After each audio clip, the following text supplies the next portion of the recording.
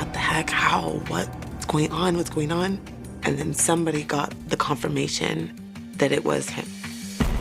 We just all just started crying. He had such a positive vibe to him, like a want for more, for himself and his friends, everyone. This is in broad daylight, right in the middle of an intersection that's very busy. There were plenty of witnesses on the scene who saw, somebody get out of a car, go up and shoot. So we knew that it was an intentional act. We knew that it was a homicide. She had what he was missing, he had what she was missing. It sounded like a great partnership. Then she starts really ghosting.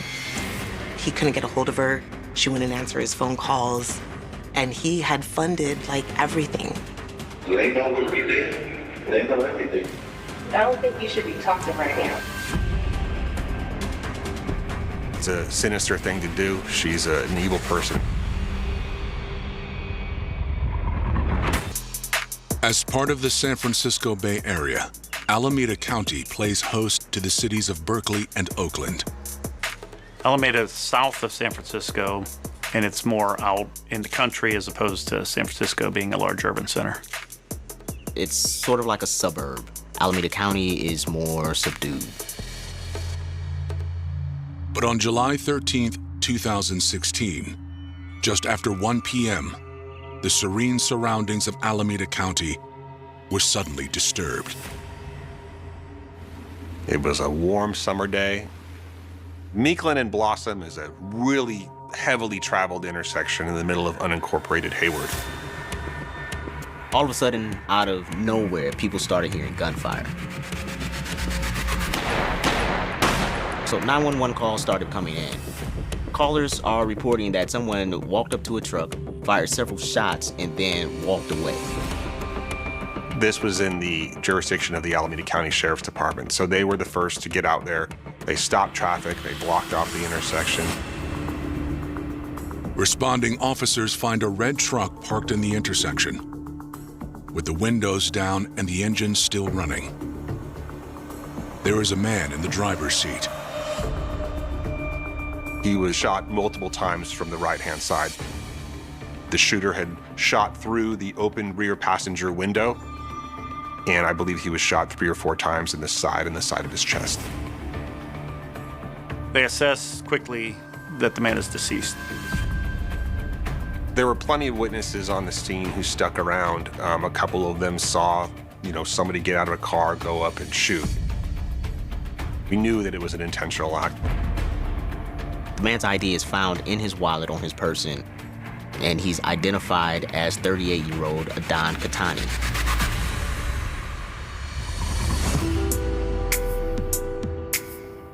Adon Khatami was born on April 13, 1978.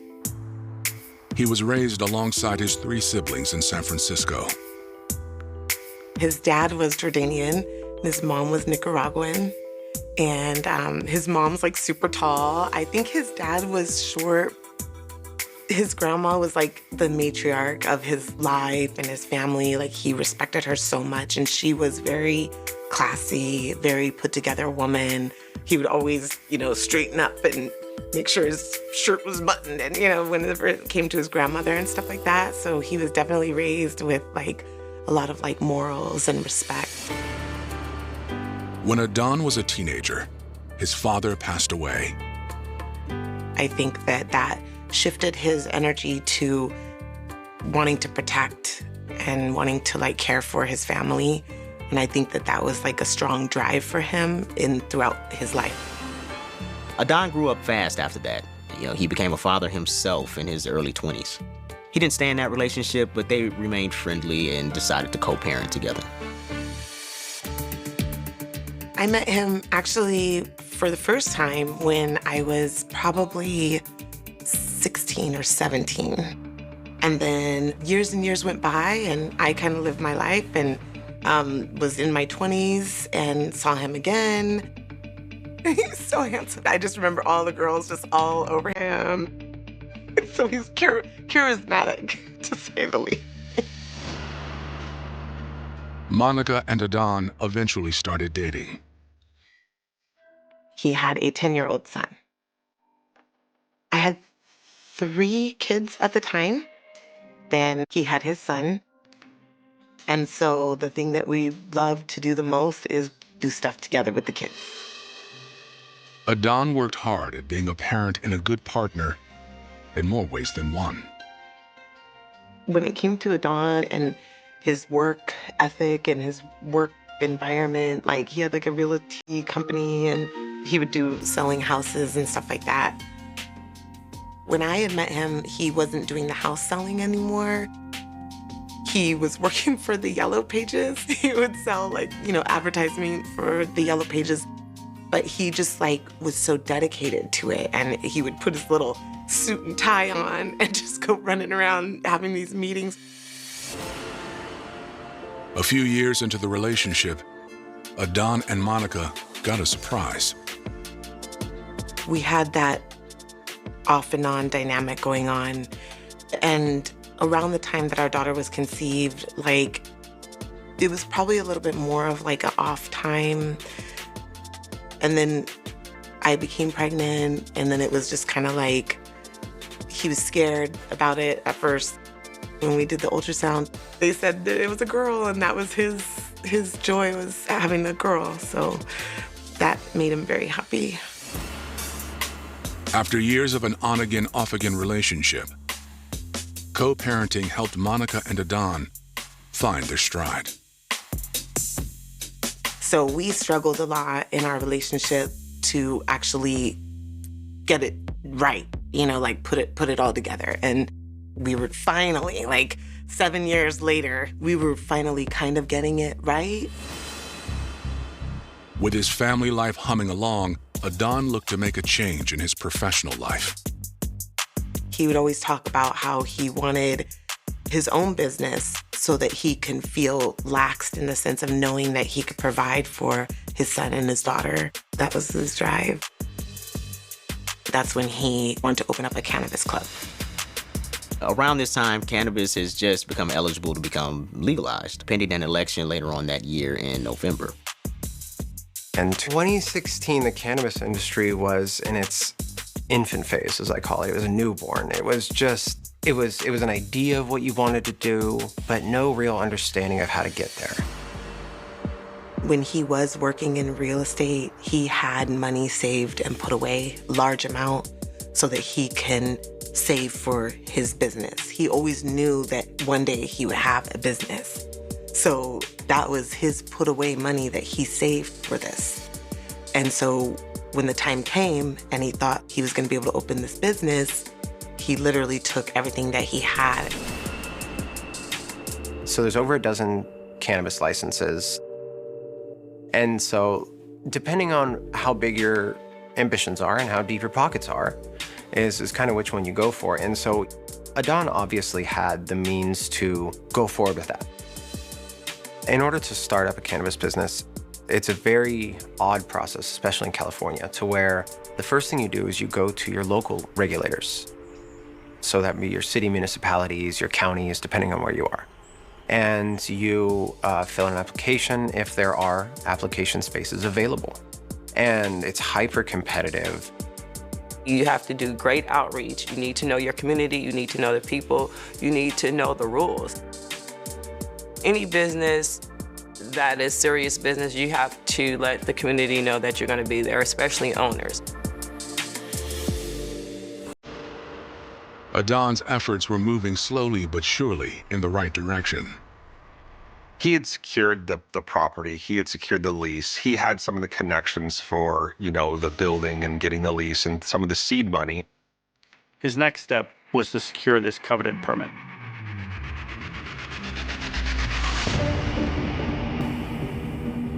Before Adon can get his business up and running, he is savagely gunned down in broad daylight at a busy intersection. Adon didn't suffer. He was shot multiple times and died very quickly. There was no shortage of eyewitnesses as to what happened.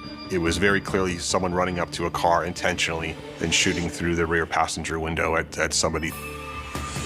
Is this a road rage? Do they know each other? Why are you out here? What's going on? There are a ton of witnesses, and everyone describes the same thing. We knew the shooter had run out from the intersection and had gone into a neighborhood. It's a very large neighborhood. It's got streets that wind all kinds of different ways. It's not your standard, A street, B street, first street, second street. It's a complicated neighborhood. So they needed to spread out the perimeter in there because, it's hard to cover all those streets driving around because you can't just drive down one and see, the whole block. So the perimeter that was set was pretty massive. Several of these officers work this area regularly. They're aware of the fact that there are quite a few cameras in the area. The sheriff's office had a permanent camera on Hank's Liquors, and within a couple of minutes, the deputies had a picture of the person who had done the shooting. The red Jeep pulls up, a man gets out wearing a white long-sleeve colored shirt, jeans, a Dallas Cowboys hat, and some white shoes. He's also wearing rubber gloves. You see him very quickly, intentionally get out of the Jeep with a purpose. He goes right up to the truck, he shoots, and then he runs away down the side of the liquor store towards the tracks. So you could see exactly what he was wearing. The description that went out from him was absolutely perfect. And the footage of the shooter fleeing the scene was able to be captured and distributed within, I think, 10 or 15 minutes of the actual shooting. His pictures being sent out to every cell phone of every sheriff's deputy that was called to the scene and looking for him.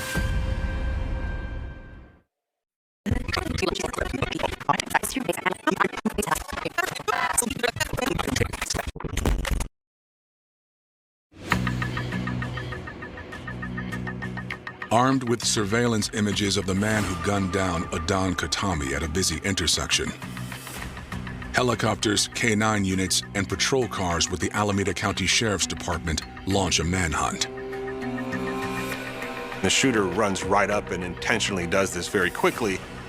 You wonder why it happened. Was this a road rage incident? Had they got into it? Did they know each other? Did somebody cut each other off? That was completely unknown. It isn't long before a potential suspect is spotted. The image of the shooter fleeing the scene was sent out to all the sheriff's deputies in the area via, I believe it was an email, and they had the photo on their phones. And so as they're canvassing the neighborhood looking for it, they see someone sort of matching the description, clothing slightly different, no long sleeve shirt, and like walking down the road looking a little sweaty. He was strolling down the street, trying to look like he was out for a leisurely jog. In a situation where you think it may be dangerous, you don't want to let that person know what you know. So they engaged him in a way, hey man, what's up? How you doing? What are you doing out here? And then the person's answers started to not make sense. The shooter was pat searched and made sure he didn't have a firearm on him, but as it was not certain he was the actual person yet, they pull some rubber gloves out of the back of his pocket. And I'm like, what are those doing there? Because the shooter appeared to have been wearing gloves as well during the shooting. They place the man in the back of a patrol car. As the shooter's sitting in the back of the patrol vehicle, he's actually trying to make a phone call to somebody, and the deputies saw that and took his phone away from him. He tells them that his name is Johnny Wright and he is from Memphis. He was forthcoming about his name. He told them who he was, told them where he was from, and then he was brought back to the station to be interviewed. Johnny doesn't admit or deny involvement in the shooting. But what he does say gets their attention. He agreed to speak with the police and the detectives on the case, and then very coldly said, I don't want to talk anymore. Can you get a DA in here so I can sign up for the death penalty? Which is a very odd thing for a suspect to say in an interview, basically asking to plead guilty and get, what would have been beyond the maximum punishment in the case before ever having gone to court. He appeared to not have any remorse or regret. He didn't appear overly emotional. He didn't appear angry. He appeared that he'd taken accountability for what he did. He knew he was caught, and he knew he was, going to go to prison for a long time. Johnny is arrested and charged with murder. Detectives know that they have the shooter, but there's still a lot of questions. Why is he in California? Why did he shoot Adan? And who was driving the getaway car? Near the crime scene, the search continues for the red Jeep.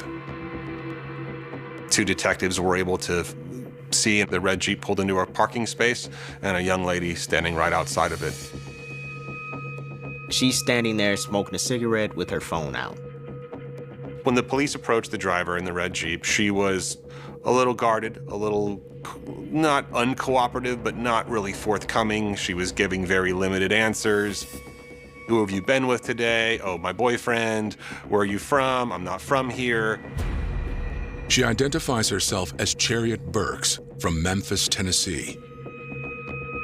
Her not being from the area and also being from Tennessee became pretty suspicious, and at that point it was pretty obvious that 2 people were connected, that this was the red Jeep that he got out of and that they were both happened to be from the same state.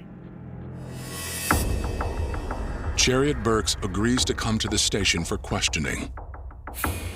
She admits that she is in a relationship with Johnny Wright. He is her boyfriend, and Johnny had asked her to join him on this last-minute trip from Memphis to California. She stated that Johnny told her that they were coming to visit one of his relatives, and she didn't know anything about the shooting.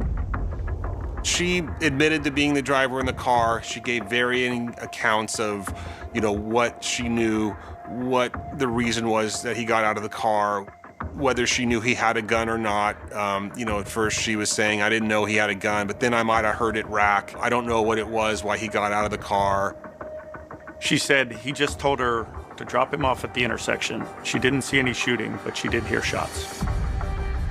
She said she has no idea who Adon Khatani is.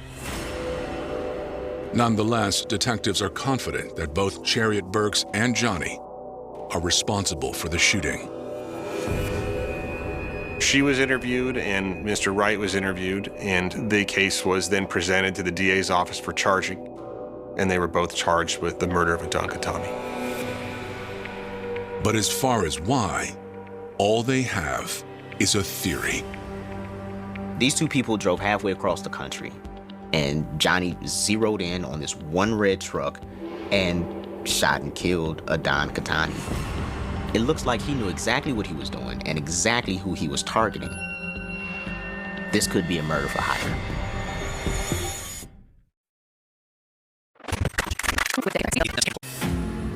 Within hours of the shooting death of Adon Khatami, California investigators have made 2 arrests. The alleged shooter, Johnny Wright, and his girlfriend turned getaway driver, Chariot Burks. These 2 traveled from Memphis, and it appears that Johnny came solely to kill Adon. So investigators pretty early on suspected that he had been hired to carry this out. If this theory is true, investigators must now answer the next question. Who hired Johnny to kill Adon? 90% of homicides happen between people that have some connection to one another. So the logical thing to do is to look for people that they may have had some conflict with, whether it's an ex-boyfriend or ex-girlfriend or anybody in their life like that. So the detectives are going to go around and interview those people and see, where they were, what they knew about it. Investigators speak with Adon's family members, including the mother of his daughter, Monica Palau. She reveals a harrowing detail. Adon was actually on his way to daycare to pick up his daughter when he was shot. A friend called her and said that some other friends saw Adon's truck surrounded by cop cars. Something bad had happened, and she didn't know if her daughter was with him or not. He was supposed to pick up our daughter. So my little sister said, I'll drive you to the daycare. And then when I went to the daycare, she was still there. Relieved but still frightened, Monica went to Adon's house where friends and family had gathered, waiting for news. Everybody in his family, his ex-girlfriend, were genuinely and completely surprised by this. He didn't really have those type of enemies in any way. He didn't have really acrimonious relationships with the mothers of his children. He was doing well for himself, and it wasn't obvious who his natural enemies would have been, if any. He was a go-getter, and getting to know him through his family a little bit, he had a daughter. He was a guy who was involved in a lot of different things. He wasn't a criminal. He wasn't a bad person. He was a kind of an entrepreneur. Detectives learn Adon was trying to better his life and the lives of his kids via a new business venture. His family said, well, you ought to talk to his business partner. And the police were, business partner, who's that? Her name's Takesha Upshaw. He met Takesha and she became a friend, and they talked about their passion for medical cannabis. No other small business startup requires this level of scrutiny. So trying to juggle all of this is more than usually one person can handle. I think that's where Adon ran into. I think that he ran into a situation where he just realized it was so much. And that's where Takesha came in. You gotta shake hands, you gotta smile, you have to be definable. And she was good at that. The community can be your greatest cheerleader or they can be your worst fear. She had a face, she dressed the part, she really went for it. And people loved that. Adon's job was behind the scenes, where he provided a much-needed cash flow. It cost quite a bit of money to get in. Minimum $250,000. You're talking about leases, insurance, licensing fees that can be a lot on their own, especially local licensing. His back of the business was him funding like everything to get it going, everything to get it off the ground running, any type of fundraiser stuff or anything that they needed. That was his position. Her position was the light, the spotlight, the front and center. So they were able to come together. She had what he was missing, he had what she was missing. It sounded like a great partnership. He had secured the property, he had secured the lease, he had some of the connections for, the building and getting the lease and some of the seed money, and she was kind of the public face of it. But Adon's family reports that after several months of momentum, the partnership started to sour. He was approaching me and he was just like, I feel like she's kind of being distant. She's not really responding to my calls and stuff like that. They had an important date coming up where they would learn if they got the permit from the Planning Commission, and he was panicking. He got very concerned, and he went to his uncle, I believe, and who had worked with him in real estate, and they were looking at other options, and that's where they came up with this buyout offer. They thought they were going to get a permit. They had people in the city telling them, we're going to help you get this permit. They thought that they were going to be able to open a highly lucrative and highly successful cannabis business in California. Those are businesses that make a lot of money if you can get a permit to operate one. As the date neared for the Planning Commission meeting, both thought that they were going to have a successful, valuable business. And at the time when their business relationship started to dissolve, Adon demanded to be bought out for over $1 million. You need to buy now if you're going to do this on your own. His request was met with silence. Then she starts really ghosting. And at that point, he was just very frustrated because he couldn't get a hold of her. She wouldn't answer his phone calls. And he had funded everything. As investigators ramp up the interviews, the next order of business is clear. All of this new information about Takesha Upshaw is really concerning. They immediately start doing some digging on her, who is this woman? They learned that Takesha worked hard to curate her image in the Bay Area.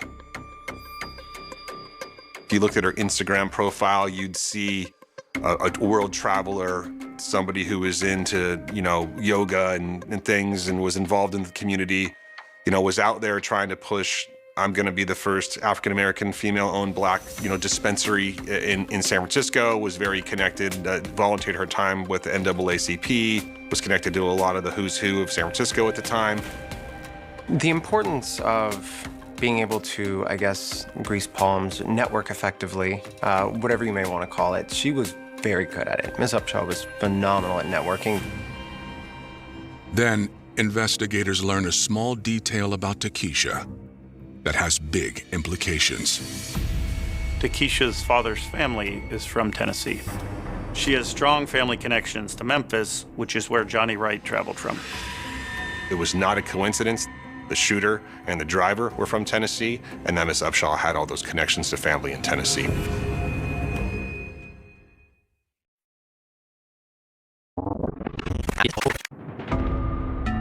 Investigators have learned Adan Khatami's business partner has family ties to the same hometown as the man who allegedly gunned him down. The theory is somebody hired Johnny Wright to shoot Adan. Then they learn Takesha Upshaw is from Memphis, just like Johnny. It seems like more than a coincidence with all the money and reputation that was on the line. With Adan backing out of the business, was Johnny bought as a hitman? Johnny is behind bars and he's not saying anything. However, they have his cell phone. We get a search warrant. We download the contents of his phone. It's a burner phone, so it's not a lot of information on there, but what is on there is really suspicious. The text message exchange was uncovered. Johnny saying, waiting for a deposit, as soon as it's complete, lights out. And then the other person saying, okay, I'm trying to get it to you. That became obviously very suspicious. And then the question became, who is this person that's exchanging text messages with Johnny Wright? So that became the focus. Where did this text come from? Who is it sent to? Who is on the other side of this? But the other phone number is also linked to a burner. And so we had to track that phone, not with the number, which wasn't connected to anybody, because you could put in Daffy Duck as your subscriber information, and that's not going to tell anybody anything. So then it became getting a search warrant for that phone and looking at the location in which these calls were being made from. So as the search warrant returns were coming in for the burner phone that was sending Johnny Wright text messages, then we find out that, this is locating at Miss Upshaw's house. Most people will think that if you go buy a burner phone and you make calls on it, it's not going to ever really come back on you and be traceable to you. But we're going to get location information off of that. This opens up a Pandora's box. So now investigators are going to open up Takesha's phone records. Not only did her personal cell phone contact these certain parties in Tennessee, but that burner phone was also contacting certain people in Tennessee. And the timing of those, compared to when the burner phone was fired up, it's almost like it was obvious she had her personal cell phone in her hand and she calls someone and says, I'm gonna call you from my other phone now, hangs up that phone call and then immediately uses the burner phone to connect with that person and then never uses her personal cell phone again. So it was like the handoff from her personal phone to, now I'm gonna do some dirt. Investigators placed Takesha's home under surveillance. They see people coming and going with duffel bags. It's all speculation, but it looks like she's already moving and selling product illegally. Detectives continue to keep an eye on Takesha while building a case for her arrest. The big focus here is on the phone records. They realized early on that getting access to these is going to be key to solving the case. There was, I think, 16 warrants for 16 cell phones, both here in Tennessee that were we got search warrants for, that we had to make the connections to find out where the calls were being made from. And the more we looked into it, the more central it got that the person that was doing the communicating with everybody and on the other side of those text messages saying they're trying to get money together was somebody that was making an awful lot of phone calls from Takesha Upshaw's residence. Eventually, investigators hone in on another name.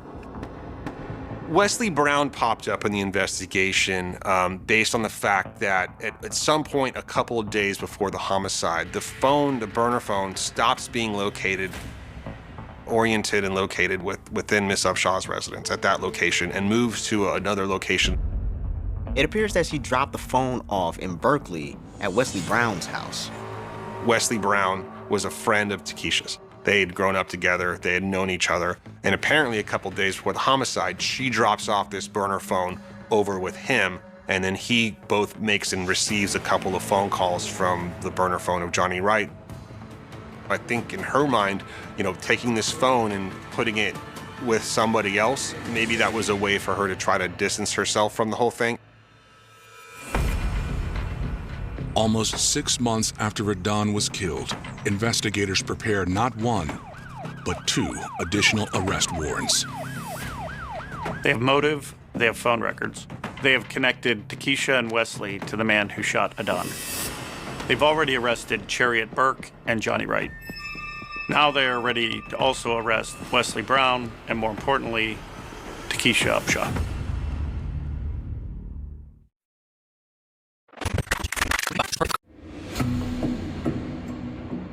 Almost 6 months after Adon Khatami was gunned down in broad daylight, investigators arrive at the home of his former business partner, Takesha Upshaw, to place her under arrest. They believe that Takesha resented Adon because of his insistence on her buying him out of his stake of the business. She interpreted him backing out of the partnership as betrayal, and she hired someone to kill him in retaliation. What had happened was someone had vandalized one of her cars or done a hit and run on one of her cars. And so she called at some point in the previous 6 months to make a report on it. And so the deputies called her back and say, you know, ma'am, we're following up on that report. Can you come outside? She's walking out of her house in her slippers. She's waving down the deputy in the street, and then 2 deputies secure her, grab her. Following the arrest, they conduct a search of Takesha's home. They found lots of cell phones. They also uncovered a large, illegal marijuana grow within her residence. This is back when you couldn't do that in California. And they seized a lot of items from her residence. The grow area, I believe, was in a basement down below. She ended up being charged with that as well. Wesley Brown was arrested simultaneously. We didn't want them to communicate with one another, or it's not uncommon to arrest 2 suspects at the same time so they don't know that it's coming. They were both interviewed separately. Takesha makes it very clear that she is not talking and immediately asks for an attorney. Detectives turn to Wesley. They told him he was arrested for murder. His reaction was somewhat shocked by that. He admitted to having a phone, making some phone calls, said he didn't really know what it was about, which we couldn't disprove. He asked for a lawyer. He didn't want to give much of a statement. With Takesha and Wesley unwilling to speak with investigators, they take a gamble that they might talk to each other. Shortly after he was arrested and they finished the interview with Miss Upshaw, they stuck him in adjoining cells that, unbeknownst to Miss Upshaw and Wesley Brown, was being recorded by a hidden microphone. When you have 2 suspects that you think are involved that may talk about it if given the opportunity, it's really a good idea to throw a recorder in there. And this was a deliberate thing. When they put them in the cells, they're like, hey, we're just holding you down here for a minute. Don't talk to each other. And of course you tell them that, and the first thing they're gonna do is talk to each other. Are they home? Yeah, So what's going on? I have no idea. They got me on murder. Why? So using all the cell phone technology. They know what we did. They know everything. Don't say nothing. And his initial thing to her was, they got me on murder. And he seemed a little bit surprised by what was going on. And immediately she sort of told him, hey, don't talk, don't say anything. She wasn't surprised that she was being arrested for murder. I mean, I ain't going to, but they already know, Keisha. I don't think you should be talking right now. She's telling him, you shouldn't have said that. Don't worry, I'm gonna get you a lawyer. Because very clearly he was a little confused by what was going on, and she was given the direction to keep his mouth shut. The recording happened about the first hour of them sitting there. At the end, they take them out and process them into the main jail, and the detectives, go grab the recorder and start listening to it, and it became a very helpful part of the case. Just the way people are talking to one another. Sometimes it's not what you say, it's how you say it. So the DA's office decides to file a murder charge, and once they did, we filed the charges and then joined all 4 defendants together. But that doesn't mean all 4 will see their day in court. All charges against Wesley Brown are dropped. We could not prove with the evidence we had that he knew that there was going to be a murder committed or that he was involved and had the intent to do that. So we dismissed the charges against him, the murder charges. The murder charges against Chariot Burks are also dropped. The decision of the prosecutor who had the case before me felt it was appropriate to resolve the driver's case and plead that person to an accessory to murder. As for Johnny Wright and Takesha Upshaw, prosecutors take aim. I wanted to make sure that you have to know the case good enough to teach it to 12 random people who don't know anything about it, who all have different backgrounds and different ways they feel about things, in order to eliminate anything other than a guilty verdict, and that's what I had to do.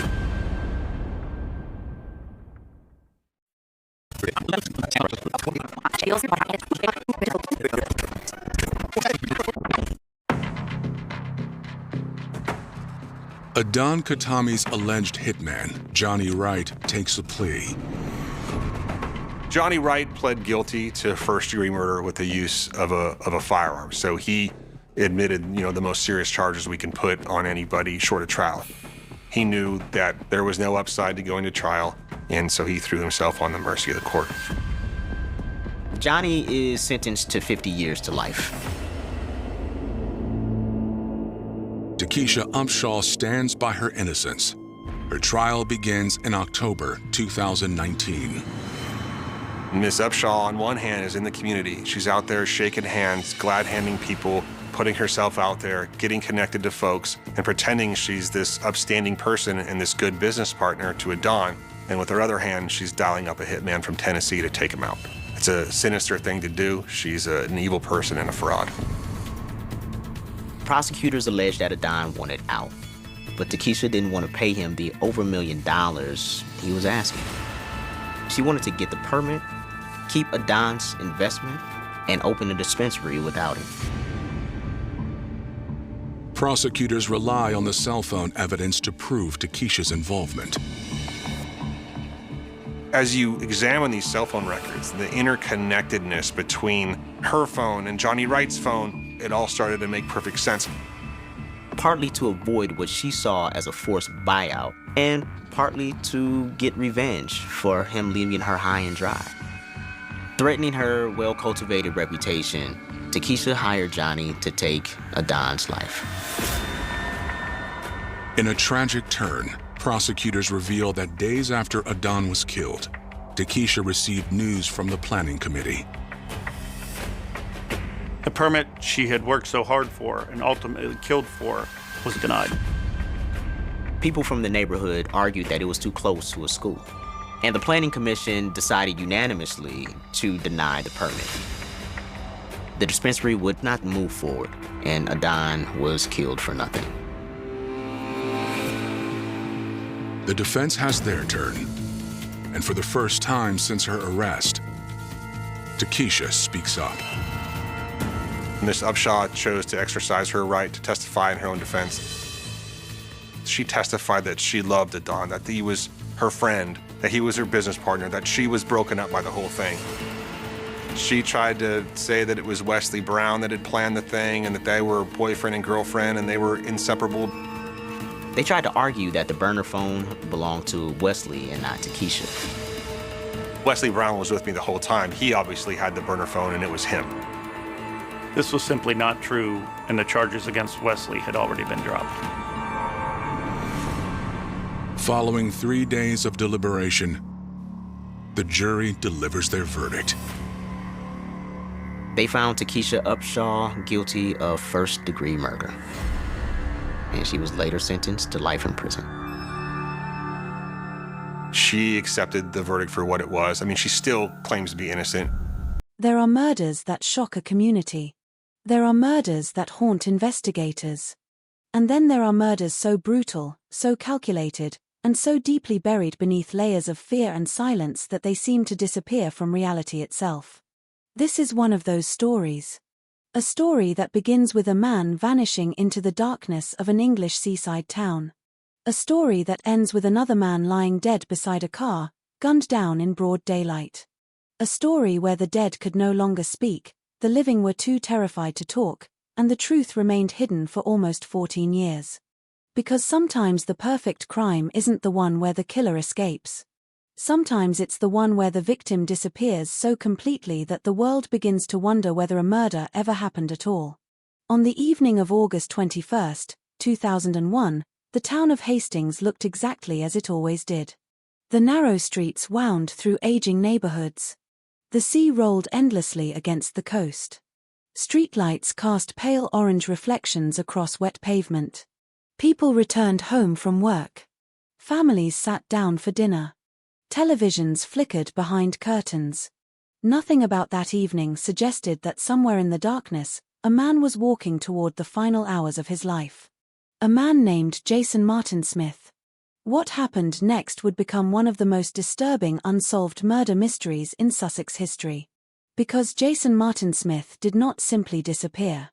According to investigators, he was hunted, lured, captured, taken against his will, then subjected to a level of violence so extreme that even seasoned detectives would later struggle to describe it. And yet, despite everything that happened, despite years of investigation, despite countless interviews and court proceedings, his body has never been found. Not a grave. Not a skeleton. Not a burial site. Nothing. It was as though he had been erased from existence. For years, that absence became the center of the mystery. No body. No murder weapon. No crime scene preserved behind police tape. Only whispers.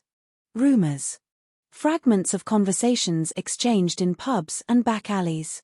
Stories told quietly and then denied the next morning. In Hastings, people talked. But they talked carefully. Because there was something else lurking beneath the surface of Jason's disappearance. Fear. The kind of fear that settles over a community when everyone suspects something terrible has happened, but nobody wants to become the next person involved. Witnesses remembered seeing unusual movements. Cars arriving and leaving. People acting nervous. People asking questions. People suddenly refusing to answer them.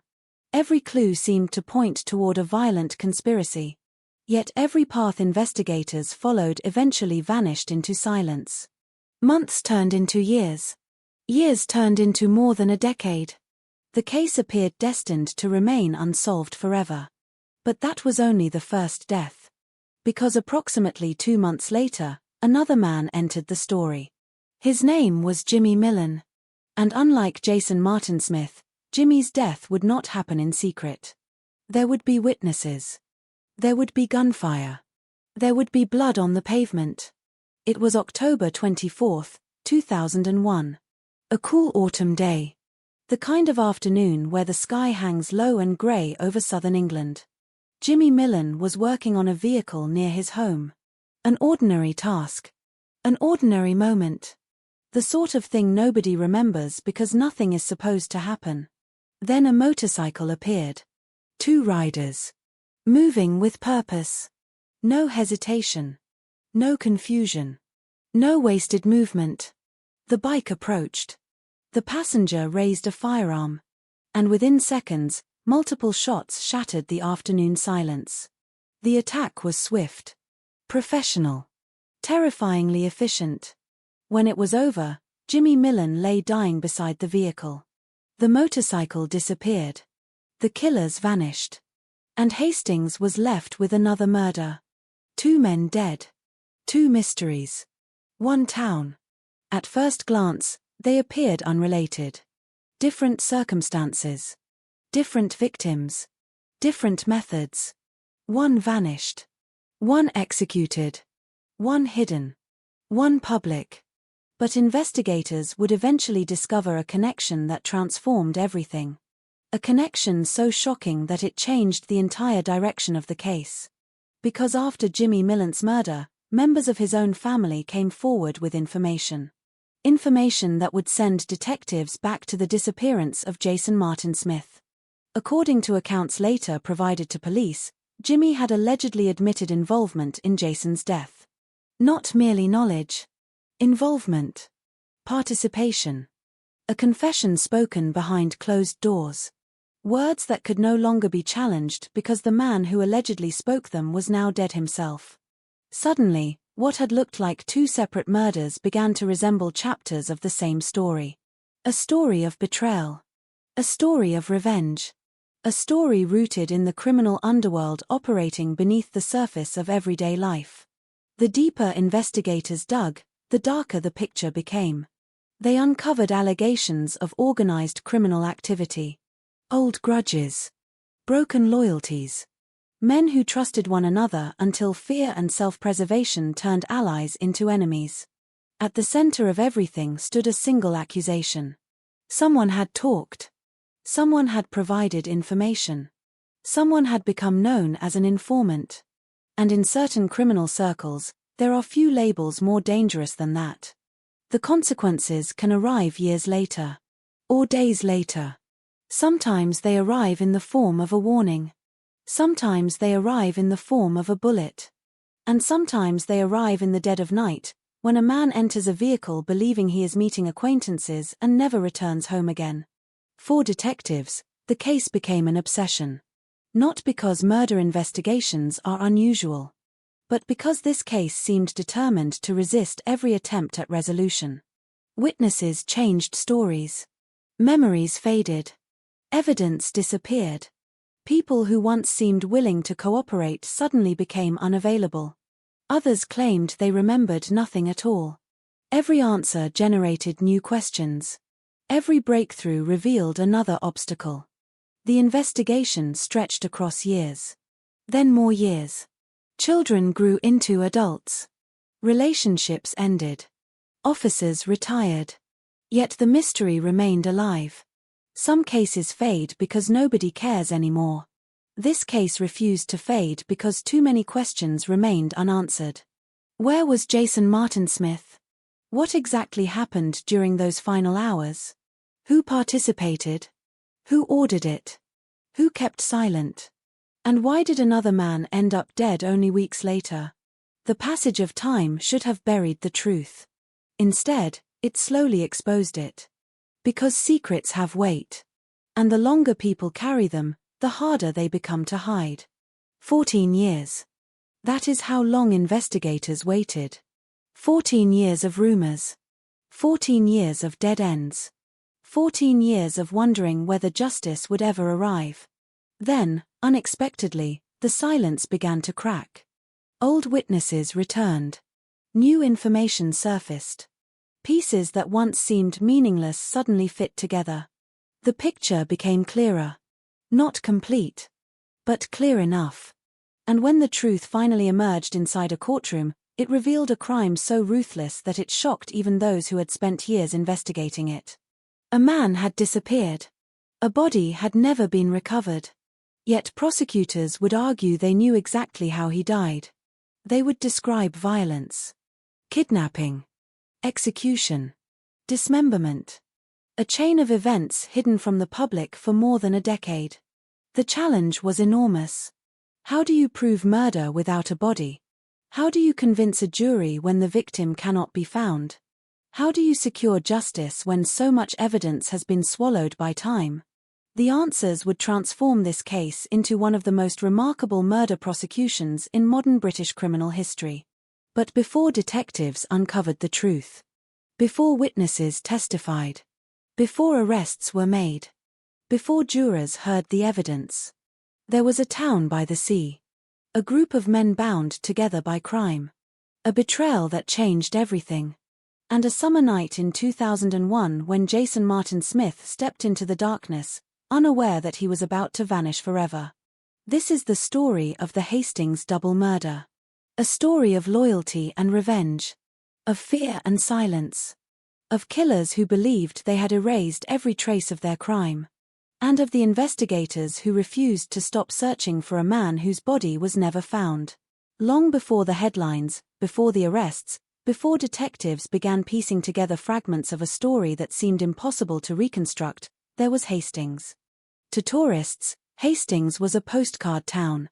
A place where the sea met the land in long stretches of grey-blue water. A place filled with memories of English history, narrow streets, fishing boats, old buildings weathered by decades of salt air, and families looking for a quiet escape from the pace of larger cities. On summer afternoons, visitors wandered along the seafront carrying bags of fish and chips. Children chased seagulls across the promenade. Elderly couples sat on benches facing the channel, watching distant ships move across the horizon like tiny shadows. It was the kind of place that appeared peaceful from the outside. But like many towns, Hastings had two faces. There was the version visitors saw.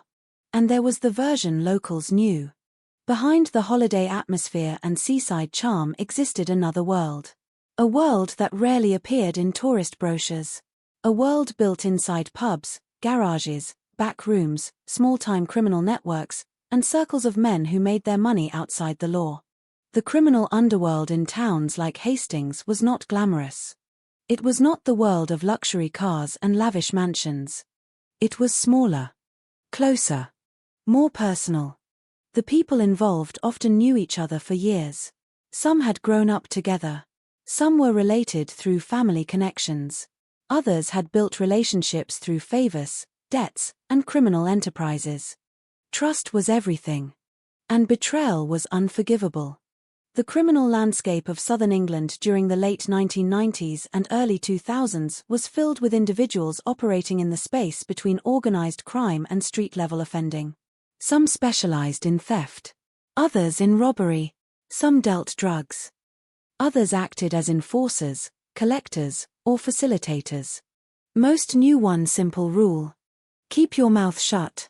No matter what happened. No matter who got arrested. No matter what police already knew. Silence was currency. Silence was protection. Silence kept people alive. And it was inside this environment that the story of Jason Martin Smith unfolded. Very little about Jason's life suggested that he would one day become the center of one of Sussex's most notorious murder investigations. He was not famous. He was not wealthy. He was not someone whose disappearance would immediately attract national attention. He was simply another man moving through a complicated world, surrounded by people whose lives often intersected with criminal activity. The choices he made gradually placed him closer and closer to danger. Like many people operating on the edges of crime, Jason existed within networks where loyalty mattered more than legality. Relationships were built on mutual benefit. People helped each other. They protected each other. And when trouble appeared, everyone was expected to follow the same unwritten rules. Those rules had existed long before Jason entered the picture. And they would continue long after he disappeared. By 2001, tensions were already developing inside certain criminal circles connected to a robbery in Hampshire. The target was a pawn shop. A seemingly ordinary business that became the focus of a criminal operation involving multiple participants. For those involved, the robbery represented opportunity. Money. Status. A chance to profit. But criminal ventures rarely go exactly as planned. Every participant carries risk. Every plan contains weaknesses. And every crime creates the possibility that someone will eventually talk. The robbery attracted police attention. Investigators began examining those involved. Names surfaced. Questions were asked. Pressure increased. Soon, arrests followed. Among the individuals caught in the aftermath was Jason Martin Smith. Being arrested creates a particular kind of fear. The fear of prison. The fear of losing freedom. The fear of realizing that the future suddenly depends on decisions made inside interview rooms and police stations. For some people, pressure hardens their resolve. For others, it breaks them. Inside criminal circles, there are endless rumors about who talks and who stays silent. Sometimes those rumors are true. Sometimes they are completely false. What matters is not always reality. What matters is what people believe. And somewhere within those circles, a belief began to spread. People started whispering that Jason had provided information. That he had spoken to police. That he had become what criminals despise most. An informant. Whether every detail of those accusations was accurate mattered less than the fact that others believed them. Because once suspicion takes hold, it develops a life of its own. Every conversation becomes evidence. Every coincidence appears suspicious. Every interaction is viewed through a lens of distrust. Men who once shared drinks together begin watching one another differently. Phone calls become shorter. Meetings become less frequent. Paranoia grows. And paranoia is one of the most dangerous forces inside criminal organizations. Unlike ordinary anger, paranoia never rests. It searches constantly for threats. It transforms uncertainty into certainty. It convinces people they are acting in self-defense even when they are planning violence. As the summer of 2001 unfolded, the atmosphere surrounding Jason became increasingly dangerous. The people around him knew things. Or believed they knew things. Conversations occurred behind closed doors. Stories circulated from one group to another. A name would be mentioned. Someone would nod. Someone else would lower their voice. No official warning was ever issued. No public declaration existed. Yet an invisible verdict seemed to be forming. For certain individuals, Jason Martin Smith had crossed a line. And in their minds, that line could not be uncrossed. The irony was that everyday life continued around them. The rest of Hastings remained largely unaware. People still walked their dogs along the seafront. Fishermen still prepared boats before dawn. Shopkeepers still opened their businesses every morning. Teenagers still gathered in parks during warm evenings.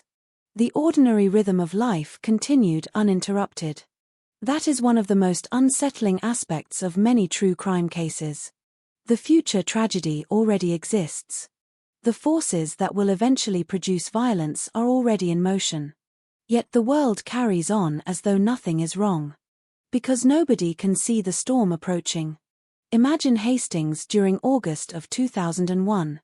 The air carrying traces of salt from the sea. Clouds drifting above rows of houses. Traffic moving through familiar streets. People going about their routines. Somewhere among them walks Jason. He does not know that investigators will one day spend years trying to determine exactly how he died.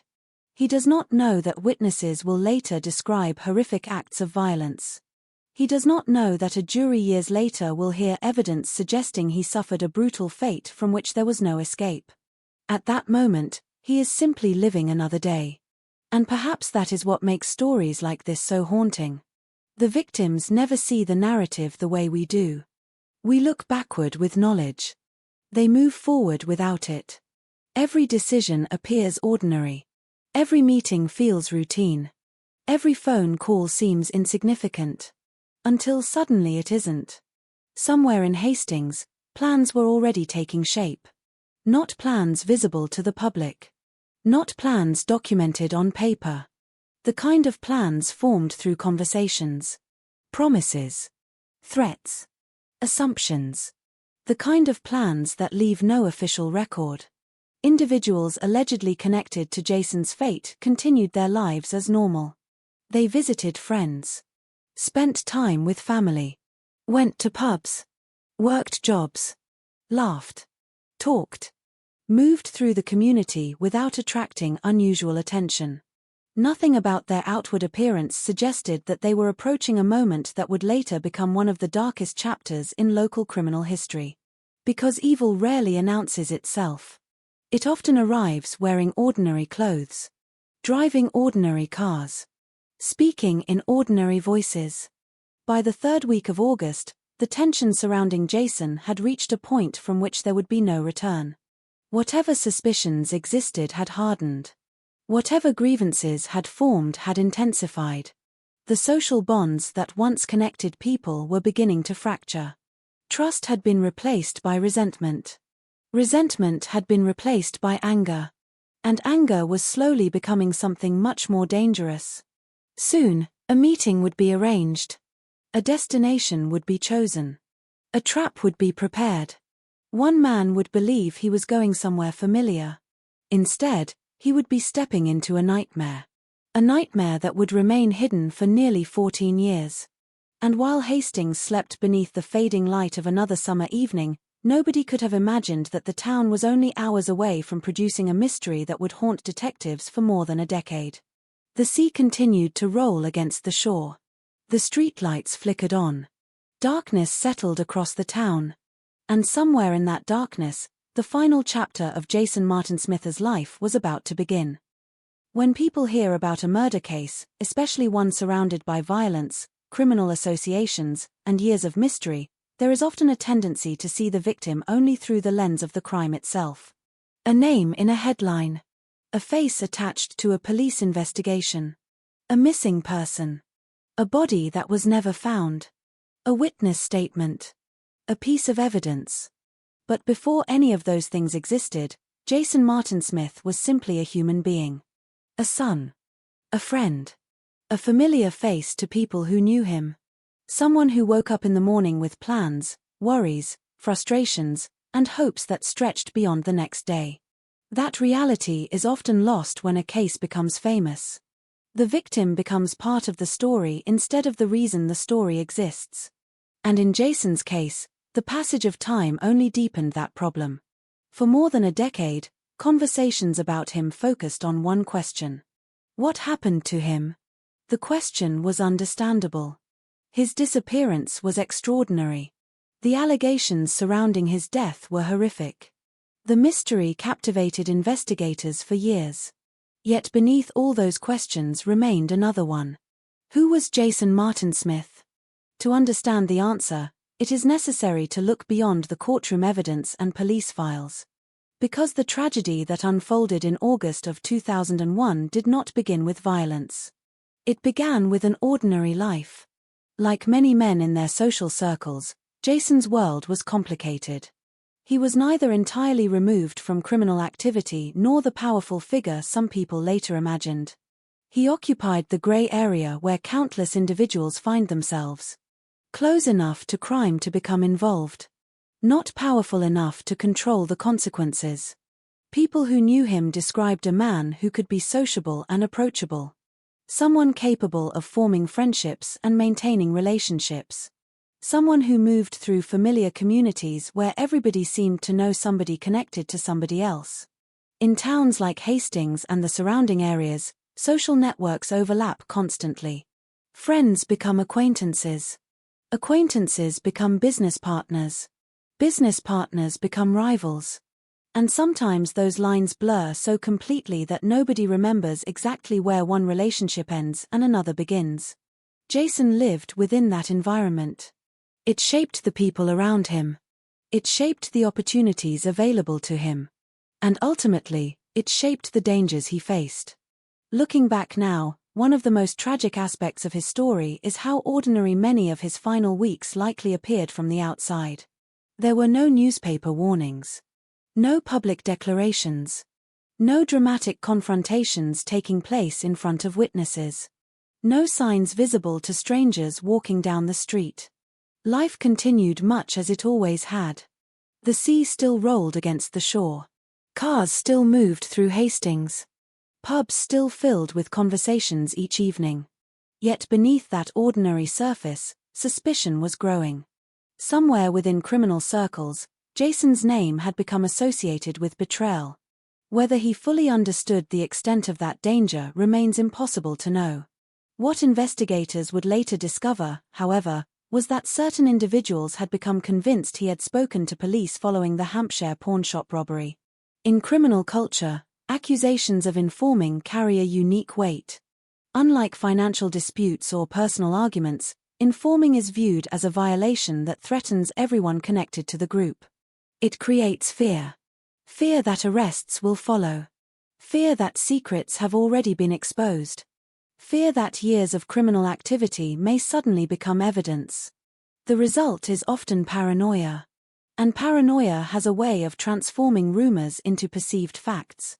Perhaps the most chilling element is that people do not need proof to act upon fear. They only need belief. Once enough people become convinced that someone has betrayed them, reality becomes secondary. The accusation itself becomes the crime. That appears to be what happened around Jason Martin Smith. As summer progressed, whispers became assumptions. Assumptions became convictions. Convictions became resentment. And resentment slowly evolved into something much darker. If Jason sensed any of this, he may have believed he could navigate it. Human beings are remarkably skilled at convincing themselves danger is manageable. We tell ourselves things will calm down. We tell ourselves misunderstandings can be explained. We tell ourselves people we know would never truly harm us.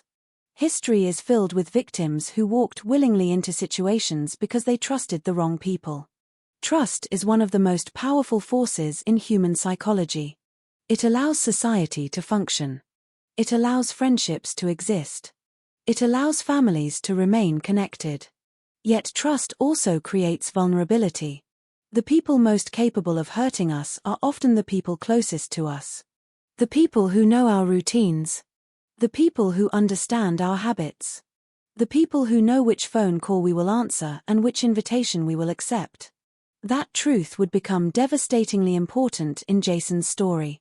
Because according to later investigations, he did not disappear after a random encounter with strangers. He was allegedly lured. Drawn into a situation through familiarity. The trap depended upon trust. And trust made it possible. Imagine Jason during those final days. The summer air still lingering across southern England. The long daylight hours gradually shortening as August approached its end. The routine conversations. The ordinary errands.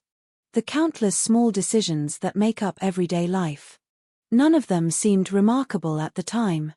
No one wakes up expecting their life to end. No one leaves home believing they are about to become a missing person. For Jason, the future probably still existed. There were likely plans waiting for tomorrow. People he intended to see. Conversations he expected to have. Problems he assumed he would solve. That is what makes the final day of a victim's life so haunting. The victim experiences it as normal. Everyone else experiences it as the beginning of a tragedy. As August 21, 2001 unfolded, there was no public indication that anything extraordinary was about to happen. The town moved through another day. Shops opened. Traffic flowed. People went to work. Evening approached. And somewhere within Hastings, Jason continued moving through his routine. At some point, arrangements were allegedly made. A meeting. A destination. A reason to travel. Details that would later become central to the investigation. From Jason's perspective, the request may have seemed routine. There is no evidence suggesting he believed he was walking into immediate danger. That lack of awareness would ultimately become one of the cruelest aspects of the case. Because while Jason moved toward the meeting, other individuals may already have known exactly what was going to happen. One side anticipated a conversation. The other side may have been preparing an abduction. One side expected familiarity. The other side may have been planning violence. The imbalance is chilling. It transformed what appeared to be an ordinary interaction into an irreversible moment. Years later, investigators would spend enormous amounts of time reconstructing those final movements. Witness statements. Timelines. Fragments of memory. Every detail mattered. Where had Jason gone? Who had seen him? Who spoke with him? What vehicle was present? What route was taken? The challenge was immense because so much time had passed. Memories fade. People forget. Events blur together. Yet despite those obstacles, a picture slowly emerged. And that picture suggested that Jason's disappearance was neither spontaneous nor accidental. It was purposeful. Deliberate. Planned. The realization changed everything. Missing persons cases often begin with uncertainty. Perhaps someone left voluntarily. Perhaps they experienced an accident. Perhaps they intended to return and never had the chance. In Jason's case, investigators increasingly came to believe there had been no mystery about whether violence occurred. The mystery was who committed it and how thoroughly they concealed it afterward. For Jason's loved ones, the uncertainty must have been unbearable. When a body is recovered, grief eventually receives confirmation. Painful confirmation, but confirmation nonetheless. Families know what happened. They can begin the difficult process of mourning. When no body exists, that process becomes infinitely more complicated. Questions remain suspended in time. Hope survives even when logic says it should not. Every phone call becomes significant. Every rumor matters. Every reported sighting creates another emotional roller coaster. The mind searches desperately for answers. And in Jason's case, answers seemed impossible to find. Days became weeks. Weeks became months. Months became years. Still, there was no body. No burial site. No physical proof that could provide closure. Only absence. A silence so complete that it seemed to swallow the truth itself. Yet silence has limits. People carry secrets differently. Some bury them. Some deny them. Some attempt to forget. Others eventually break beneath the weight. The remarkable thing about this case is not simply that Jason disappeared. It is that despite the extraordinary effort allegedly made to erase him, traces remained. Witnesses remembered fragments. Conversations resurfaced. Rumors persisted. The truth lingered like a shadow at the edge of every investigation. It never disappeared entirely. And perhaps that is the ultimate lesson contained within Jason Martin Smith's story. Human beings can destroy evidence. They can hide bodies. They can intimidate witnesses. They can convince themselves a crime has been buried forever. But the past has a way of leaving fingerprints. Sometimes those fingerprints are physical. Sometimes they exist inside memory. Sometimes they survive as guilty secrets carried for years by people who can never completely escape what they have done. Jason Martin Smith's life ended before he had any opportunity to defend himself against the accusations surrounding him. Whether he understood the full extent of the danger remains unknown. Whether he sensed betrayal closing around him remains unknown. What is known is that he walked into the final hours of his life unaware that his name would one day become synonymous with one of Sussex's most infamous murder investigations. He could not know that detectives would spend years searching for him. He could not know that prosecutors would one day argue his killers believed they had eliminated every trace of his existence. He could not know that a courtroom more than a decade later would hear evidence describing a level of violence almost unimaginable. And he certainly could not know that his body would never be found. For the people who loved him, the coming days would bring fear. Then confusion. Then heartbreak. For investigators, they would bring a mystery unlike any they had faced before. And for Jason himself, August 21, 2001 would become the final chapter of a life that deserved to be remembered as more than evidence in a murder case. Because before he was a victim, he was a person. And before he became the center of a criminal investigation, he was simply a man living what he believed was another ordinary day. A day that would end with his disappearance. A disappearance that would soon evolve into a nightmare. And a nightmare that was only beginning. The final hours of Jason Martin Smith's life began like countless other evenings. The sky above Hastings slowly shifted from pale afternoon light into the muted colors of dusk. Traffic moved through the town's streets. People returned home from work. Curtains were drawn across windows. Television screens flickered inside living rooms. Along the coast, waves continued their endless rhythm against the shoreline, indifferent to the events that were beginning to unfold elsewhere in the town. Nothing about the evening announced the violence that was coming. No alarms sounded. No one called the police. No one knew that a man was about to disappear forever. Somewhere within Hastings, arrangements had been made. The exact words exchanged have never been fully known. Investigators would later spend years trying to reconstruct conversations that existed only in memory. What they eventually came to believe was that Jason had been lured into a meeting. It was not a chance encounter. It was not a random act of violence. According to the evidence presented years later, this was a deliberate operation. The trap depended on one crucial element: trust. Jason had to believe he was meeting people he knew. He had to believe there was no immediate danger. Without that trust, the plan would have failed before it began. That is often the most disturbing feature of organized violence. The victim is not overpowered immediately. First, they are persuaded, encouraged, guided toward a situation from which escape becomes impossible. As darkness gradually settled over Hastings, Jason moved toward that point of no return. Perhaps he expected a conversation. Perhaps he expected an explanation. Perhaps he believed the tensions that had been growing around him could still be managed. Whatever thoughts occupied his mind that evening, there is no evidence suggesting he anticipated what was waiting for him. At some stage during the night of August 21st, witnesses would later describe seeing Jason being confronted. What happened next unfolded quickly. According to testimony gathered during the investigation, Jason was seized against his will. The transformation from ordinary evening to life-threatening crisis likely occurred within seconds. One moment he was speaking. The next he was fighting for control of his own movements. Fighting for freedom. Fighting to understand what was happening. People often imagine kidnapping as something dramatic and prolonged, but in reality it can occur with terrifying speed. Several determined individuals can overwhelm a single person before they have time to react. Shock becomes a weapon. Confusion becomes a weapon. Numbers become a weapon.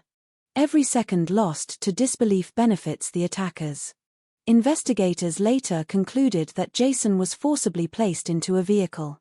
Whether he shouted for help remains unknown. Whether nearby residents heard anything remains unknown. What is known is that after that encounter, Jason effectively vanished from public view. For his attackers, the abduction was only the beginning. For Jason, it marked the end of any realistic chance of survival. The vehicle carrying him disappeared into the night. Streetlights illuminated empty roads. Houses stood silent behind closed doors. The town continued sleeping, unaware that a human being was being transported toward an unimaginable fate. Kidnapping creates a unique form of terror. Murder is often instantaneous. Kidnapping introduces time. Time to think. Time to fear. Time to realize that events are moving beyond your control. Investigators would later argue that Jason was taken to a location where those responsible could act without interruption. Away from witnesses. Away from strangers. Away from any possibility of rescue. The exact location would become one of the most important questions in the entire case. Years later, witness accounts would point investigators toward a lock-up garage.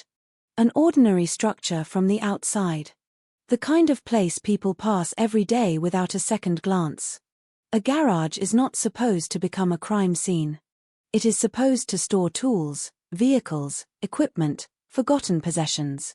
Yet according to evidence later presented, one such location may have become the setting for extraordinary violence. Imagine Jason arriving there. The realization that the meeting had been a lie. The realization that escape was unlikely. The realization that the people surrounding him were no longer pretending. Human beings possess an extraordinary survival instinct. Even when hope disappears, the mind searches desperately for possibilities. A way out. A mistake by the attackers. An opportunity to run. A chance to reason with them. A chance to survive. But survival becomes difficult when violence has already been decided in advance. Investigators eventually pieced together a horrifying theory of what occurred after the kidnapping. According to evidence presented years later, Jason was subjected to a sustained attack. The assault was not merely an act of rage. It appeared designed to punish. To send a message. To eliminate someone perceived as a threat. Within criminal organizations, punishment killings often carry symbolic value. They are intended not only to remove an individual but also to reinforce a lesson. This is what happens to people who betray us. This is what happens to people who talk. Whether those beliefs were justified mattered little to the men allegedly responsible. By that stage, they appear to have already decided that Jason's fate was sealed. The violence escalated. At some point, according to investigators, Jason was shot. A gunshot introduces a finality that cannot be ignored. Arguments can end. Threats can change. Physical assaults can stop. A gunshot changes everything. It crosses a boundary beyond which there is no return. Yet the evidence later suggested that the violence did not end there. Detectives would eventually conclude that Jason was also strangled. The image is chilling.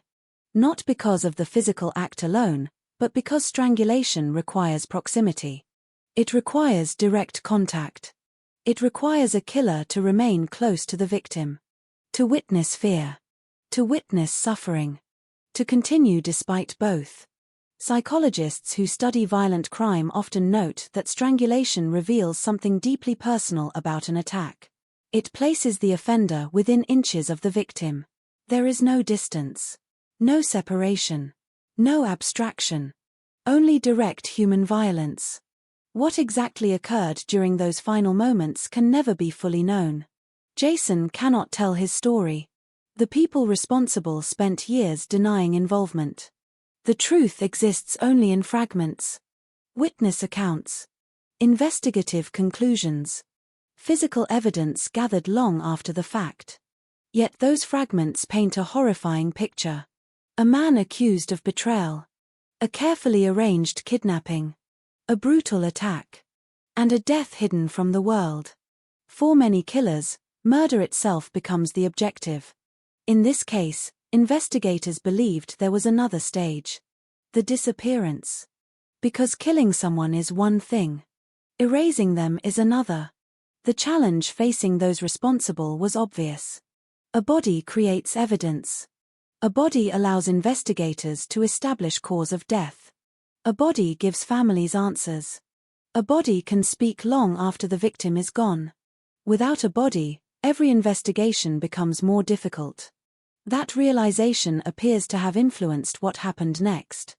According to later testimony, extraordinary efforts were made to ensure Jason would never be found. The details shocked even experienced detectives. Investigators concluded that after Jason's death, his body was dismembered. The allegation transformed the case from a murder investigation into something even more disturbing. Dismemberment is rarely spontaneous. It requires decisions, time, preparation, and a willingness to cross moral boundaries that most people cannot even imagine. The purpose is often practical. Destroy evidence. Complicate identification. Prevent discovery. But beneath those practical goals lies something darker. The reduction of a human being into a problem that must be solved. A body that must disappear. A witness who can never testify. A life treated as an inconvenience. Somewhere during those hours, according to investigators, Jason Martin Smith ceased being a person in the eyes of his killers. He became evidence. And evidence had to be removed. The exact disposal method has never been conclusively established. That mystery remains one of the most frustrating aspects of the case. Despite years of investigation, despite arrests and convictions, despite courtroom testimony, Jason's remains have never been recovered. Somewhere, the answer still exists. Somewhere, there is a location known only to a handful of people. A place that has remained hidden for more than 2 decades. The absence of that discovery continues to haunt everyone connected to the case. Because finding a body changes things. It creates certainty. It creates closure. Without it, the story always feels unfinished. As the night progressed, those allegedly involved in Jason's death faced a new challenge. Life had to continue. Conversations had to be managed. Questions had to be anticipated. The disappearance would eventually attract attention. People would ask where Jason had gone. Friends would notice his absence. Family members would become concerned. A successful cover-up required more than violence. It required discipline, silence, coordination. Every participant needed to maintain the same version of events. Every inconsistency carried risk. Every careless statement created danger. The conspiracy, if investigators were correct, did not end with the murder. It continued afterward through secrecy. Yet secrecy is fragile. People talk. Relationships change. Loyalties shift. Fear weakens over time. The longer a secret survives, the more opportunities exist for it to escape. That reality would eventually become crucial. Because less than 24 hours after Jason vanished, something happened that investigators would later consider highly significant. Witnesses reportedly observed suspicious activity connected to individuals who would eventually become central to the case. A lock-up garage. Blood. An axe. Details that sounded almost unbelievable. Details that would linger in investigators' minds for years. At the time, however, those observations were only fragments. Pieces without a complete picture. No one yet understood how important they would become. No one yet understood that Jason Martin Smith was already dead. The town awoke the next morning as it always did. People went to work. Children went to school. Businesses opened. The sea continued rolling toward shore. Hastings appeared unchanged. But beneath the surface, everything had changed. A man had vanished. A murder had allegedly occurred. Evidence was being hidden. And somewhere within the community, individuals were carrying knowledge that would remain buried for nearly 14 years. The incident itself had lasted only hours. The consequences would last decades. For Jason's loved ones, the nightmare was just beginning. For investigators, the mystery had not even started. And for the people allegedly responsible, a dangerous assumption was beginning to take hold. They believed the crime had been erased. They believed the victim had disappeared forever. They believed silence would protect them. For a long time, it seemed they were right. But secrets have a habit of surviving longer than the people who keep them. And the secret of what happened during that August night in 2001 was already beginning its long journey back into the light. When a person vanishes, there is usually a period of uncertainty. Hours pass. Then days. Family members begin making phone calls. Friends check familiar locations. Employers wonder why someone has not shown up. Small concerns slowly transform into larger fears. At first, people search for ordinary explanations. Maybe the person left unexpectedly. Maybe they needed time alone. Maybe there has been some misunderstanding. Human beings naturally resist worst-case scenarios. We prefer explanations that allow hope to survive. For the people connected to Jason Martin Smith, those first days after his disappearance likely followed a similar pattern. Questions emerged. Where was he? Who had seen him last? Why had nobody heard from him? Every unanswered question deepened the growing sense that something was wrong. As concern increased, investigators began attempting to establish a timeline. The process sounds straightforward, but in reality it is often one of the most difficult stages of any missing person investigation. People remember events differently. Memories change. Witnesses disagree.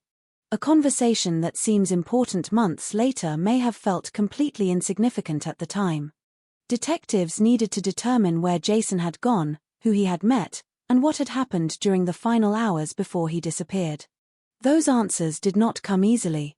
From the very beginning, the case carried an unusual atmosphere. Experienced investigators often describe certain disappearances as feeling wrong. There may be no body, no crime scene, no confession. Yet something about the circumstances suggests the person did not leave voluntarily. Jason's disappearance quickly began generating that feeling. The absence itself became suspicious. People disappear intentionally all the time. But most leave traces behind. Bank activity. Phone calls. Sightings. Contact with friends or relatives. Jason seemed to vanish into a void. The deeper investigators looked, the less sense the disappearance made. And then came the first fragments of information that suggested a much darker possibility. Witnesses began providing accounts that painted a troubling picture. Not a complete picture. Not enough to solve the case. But enough to raise serious concerns. Among the most significant reports were claims involving a lock-up garage connected to individuals who would later become central figures in the investigation. At the time, these observations may have seemed disconnected. Pieces of a puzzle scattered across different conversations and statements. Yet years later, they would become some of the most important elements in reconstructing what happened. One witness described seeing suspicious activity around the garage shortly after Jason's disappearance. Another reported observations that suggested violence had occurred there. There were references to blood, references to individuals behaving nervously, references to an axe. Each detail on its own could potentially be explained away. Together, they created a deeply disturbing pattern. Detectives understood something important. People rarely invent the same story independently. When separate accounts begin pointing toward the same location, the same individuals, and the same sequence of events, investigators pay attention. The challenge was proving what those accounts actually meant. Blood alone does not automatically prove murder. A garage is not automatically a crime scene. An axe is not automatically evidence of a homicide. Every clue required verification. Every statement required scrutiny. Every possibility required examination. Meanwhile, Jason remained missing. Days turned into weeks. Weeks turned into months. Still there was no sign of him. No confirmed sightings. No communication. Nothing. The silence grew heavier with every passing day. For detectives, the absence of a body presented an enormous obstacle. Bodies tell stories. Forensic evidence can establish injuries. Pathologists can determine cause of death. Physical remains provide certainty. Without those elements, investigators were forced to rely heavily on witness testimony and circumstantial evidence. That created challenges from the very beginning. Because witness testimony is fragile. People forget details. People become frightened. People change their stories. Some witnesses genuinely misremember events. Others deliberately conceal information. In criminal environments, the problem becomes even more severe. Fear spreads quickly. A witness who speaks today may decide tomorrow that silence is safer. And silence was becoming a recurring theme in Jason's case. The investigators were not merely fighting a lack of evidence. They were fighting a culture of fear. People appeared reluctant to cooperate. Some individuals seemed willing to discuss rumors privately but refused to make formal statements. Others claimed ignorance despite evidence suggesting they knew more than they admitted. Detectives repeatedly encountered the same invisible wall. Every promising lead seemed to end just before reaching the truth. Yet despite those frustrations, one conclusion was becoming increasingly difficult to avoid. Jason Martin Smith had not simply walked away from his life. Something had happened to him. Something violent. Something deliberate. As investigators pursued that possibility, another event dramatically altered the trajectory of the case. Approximately 2 months after Jason vanished, another man entered the story. His name was Jimmy Millen. Unlike Jason's disappearance, Jimmy's fate unfolded in public. There would be witnesses. There would be no uncertainty about whether violence had occurred. The attack happened on October 24, 2001. The day began like any other. No one could have predicted that before it ended, another life would be lost. Jimmy was working on a vehicle near his home. It was an ordinary scene. A man carrying out a routine task. A moment so common that nobody would normally pay attention. Then a motorcycle approached. 2 riders. Purposeful. Focused. Moving with the confidence of people who knew exactly what they intended to do. What happened next occurred with frightening speed. The passenger produced a firearm. Shots rang out.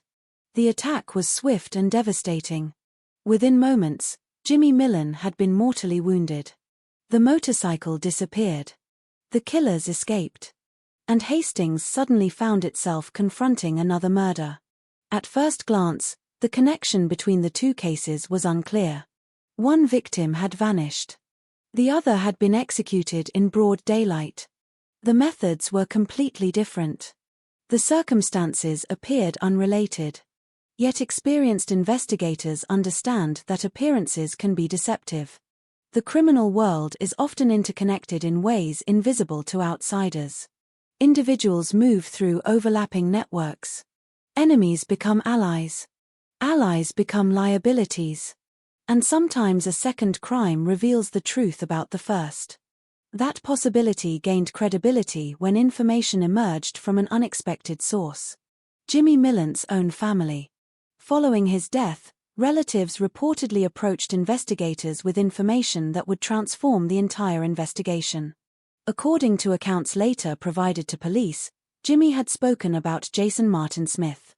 Not casually. Not as a distant observer. But as someone who allegedly possessed direct knowledge of what happened. The revelation stunned investigators. For months, they had struggled to determine whether Jason's disappearance involved murder. Now they were hearing claims that Jimmy himself had admitted involvement. The implications were enormous. If true, it meant the two cases were connected. If true, it meant Jason had indeed been killed. If true, it meant multiple individuals may have participated. Most importantly, it suggested that the answers detectives had been searching for were hidden within a network of people already known to them. The challenge, however, remained the same. Information is not evidence. Confessions reported secondhand are difficult to verify. Witnesses may misunderstand conversations. Memories may become distorted over time. Investigators needed corroboration. Something stronger. Something that could survive scrutiny in court. Yet despite those limitations, the family's information fundamentally changed the direction of the investigation. The focus shifted. Theories evolved. The possibility of a larger conspiracy became increasingly difficult to ignore. What had once appeared to be a missing person case was now being viewed through a different lens. A kidnapping. A murder. A cover-up. Possibly followed by a second killing. The emerging picture was both fascinating and terrifying. Detectives began exploring whether Jimmy's murder could somehow be linked to Jason's death. Had he been killed because he knew too much? Had someone feared he might eventually talk? Had old disputes resurfaced? Or was the timing merely a coincidence? The answers remained elusive. Even today, no definitive conclusion has been reached regarding Jimmy's murder. His killing remains officially unsolved. Yet the overlap between the two cases proved impossible to ignore. The more investigators examined the connections, the more they became convinced that both crimes belonged to the same broader narrative. A narrative built around loyalty, betrayal, and fear. As months became years, detectives continued gathering information. Some witnesses came forward. Others disappeared from the investigation. Certain leads appeared promising before collapsing under scrutiny. Every step forward seemed to produce another obstacle. The case became a marathon rather than a sprint. One of the most frustrating aspects involved the garage. The location lingered in the minds of investigators.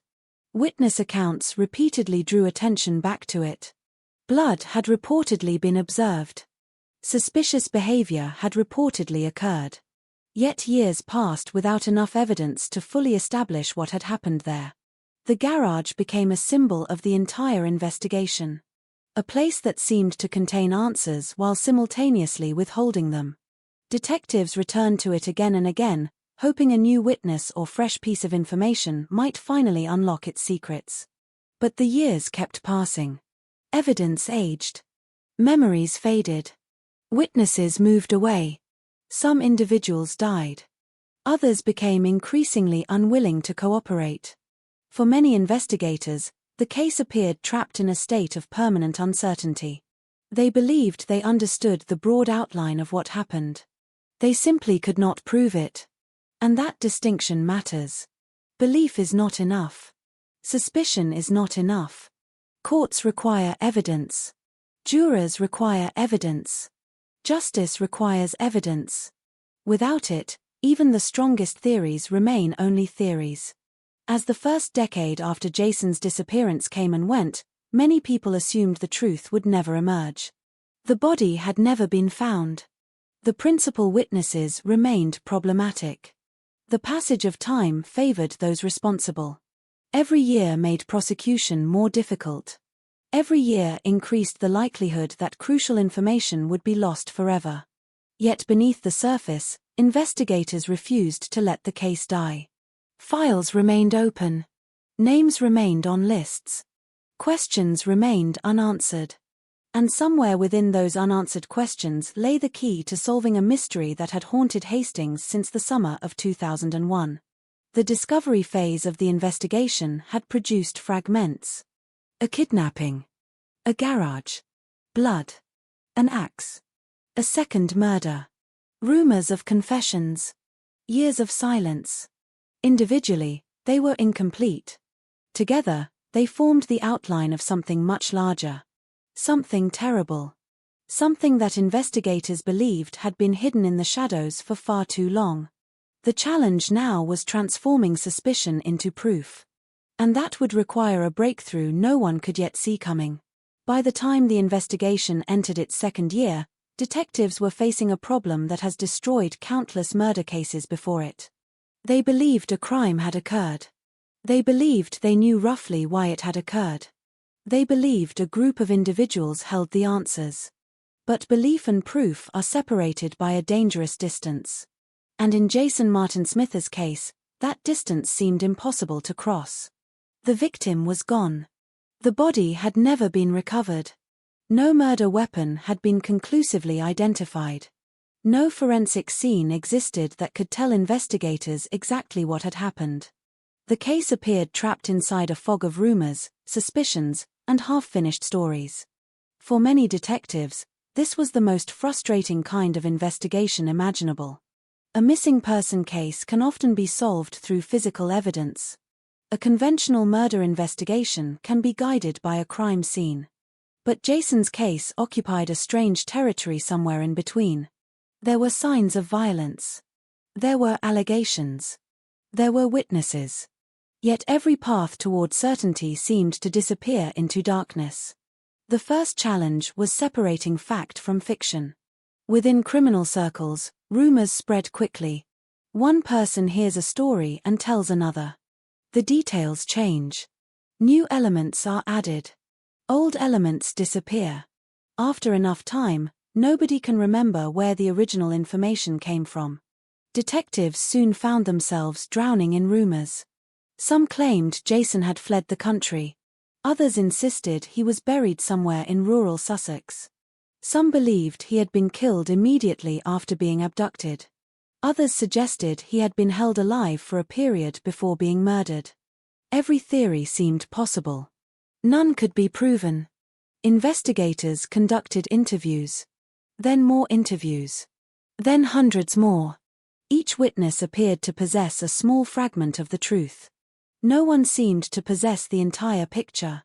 The investigation became an exercise in patience.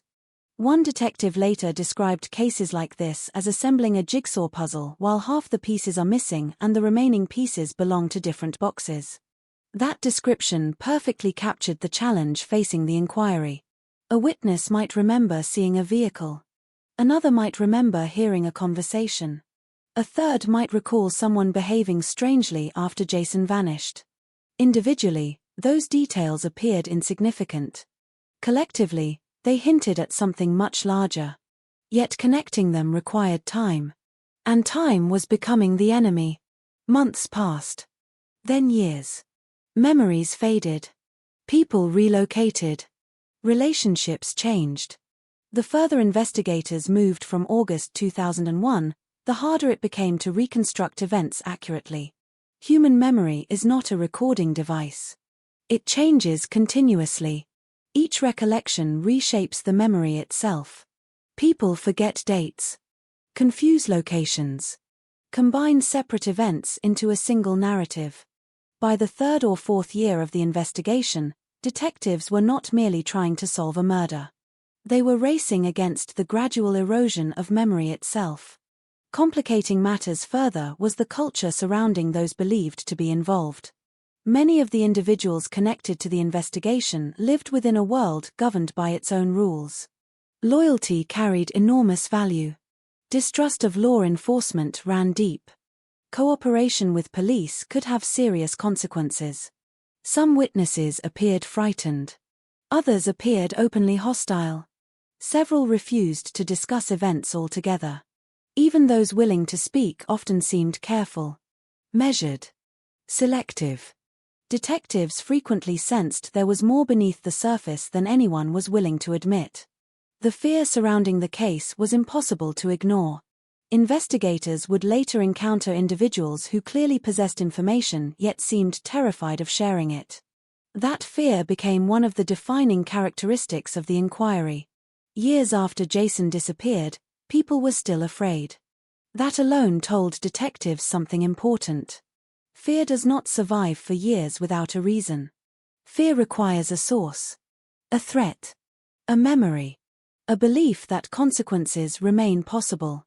Somewhere within the community, people continued carrying secrets. The challenge was convincing them to reveal those secrets. The lockup garage remained central to the investigation. Again and again, witness statements drew detectives back toward that location. The reports were troubling. Accounts involving blood. Accounts involving suspicious behavior. Accounts involving tools that seemed disturbingly consistent with later theories about what happened to Jason. Yet despite its significance, the garage refused to provide definitive answers. Without timely forensic opportunities, much of the physical evidence investigators desperately needed had long since disappeared. The passage of time had worked in favor of whoever was responsible. If a crime had occurred there, years of environmental exposure and human activity had likely destroyed valuable traces. Still, detectives continued returning to the garage in interviews and investigative reviews. Because sometimes physical evidence disappears while human memory survives. And memory was increasingly becoming the investigation's most valuable resource. As years passed, the inquiry expanded beyond traditional evidence gathering. Detectives began focusing on relationships, friendships, conflicts, criminal associations. The social network surrounding Jason became a map investigators studied repeatedly. Who knew whom? Who had motives? Who had been present during key events? Who benefited from Jason's disappearance? The answers gradually revealed patterns. Certain names appeared repeatedly. Certain individuals seemed connected through multiple independent sources. These recurring names became subjects of intense scrutiny. Yet suspicion remained insufficient.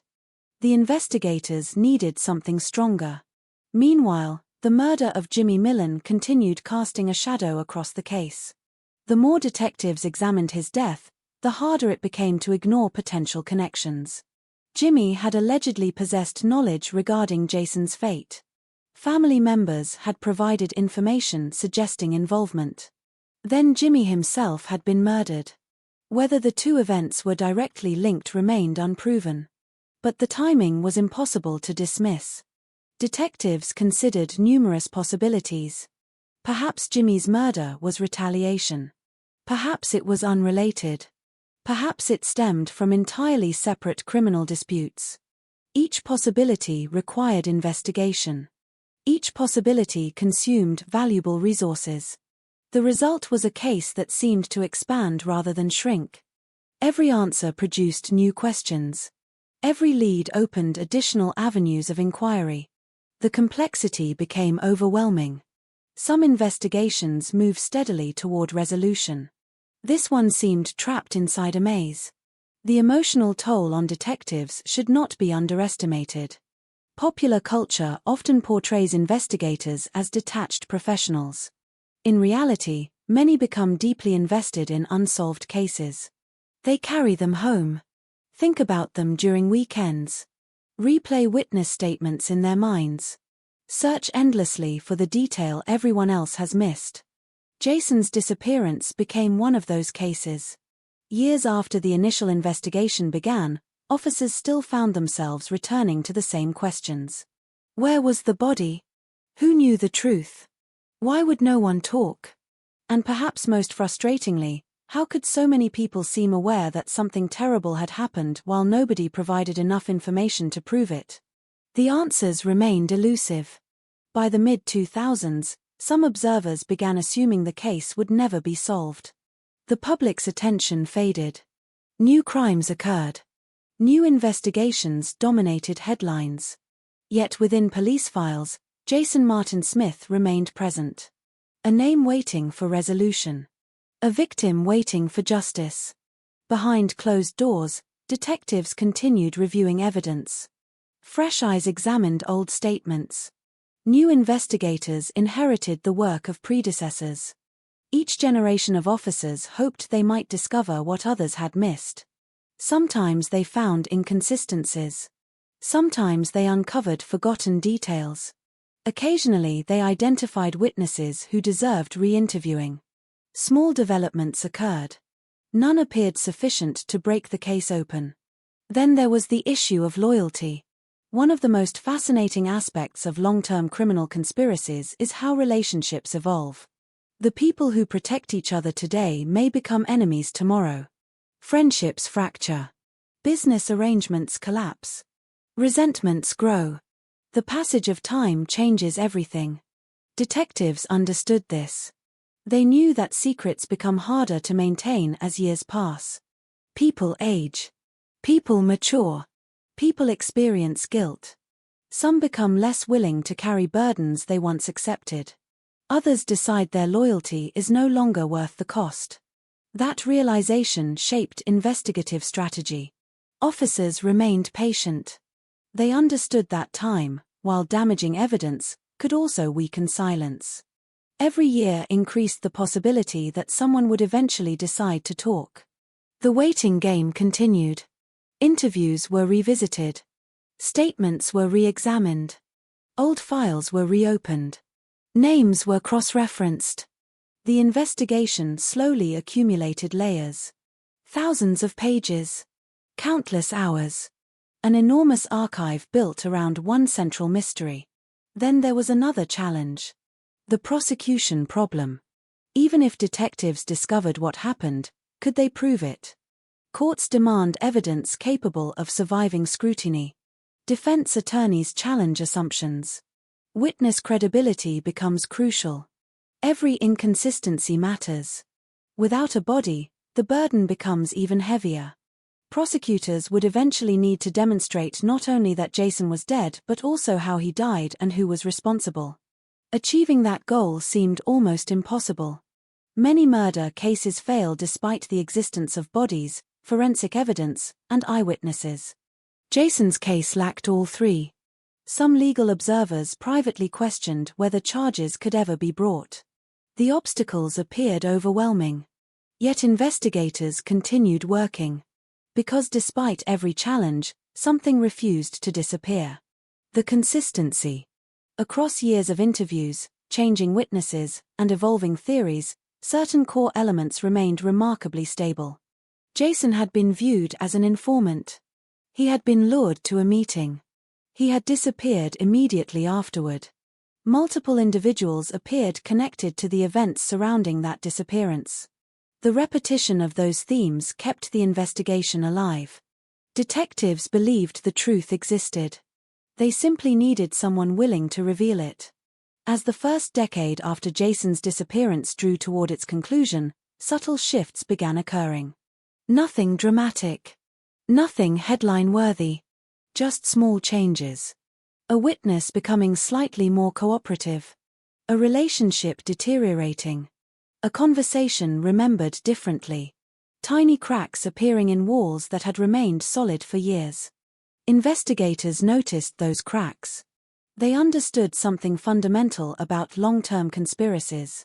No secret remains perfectly sealed forever. Human beings are imperfect. Eventually someone talks. Eventually someone regrets. Eventually someone decides they can no longer live with what they know.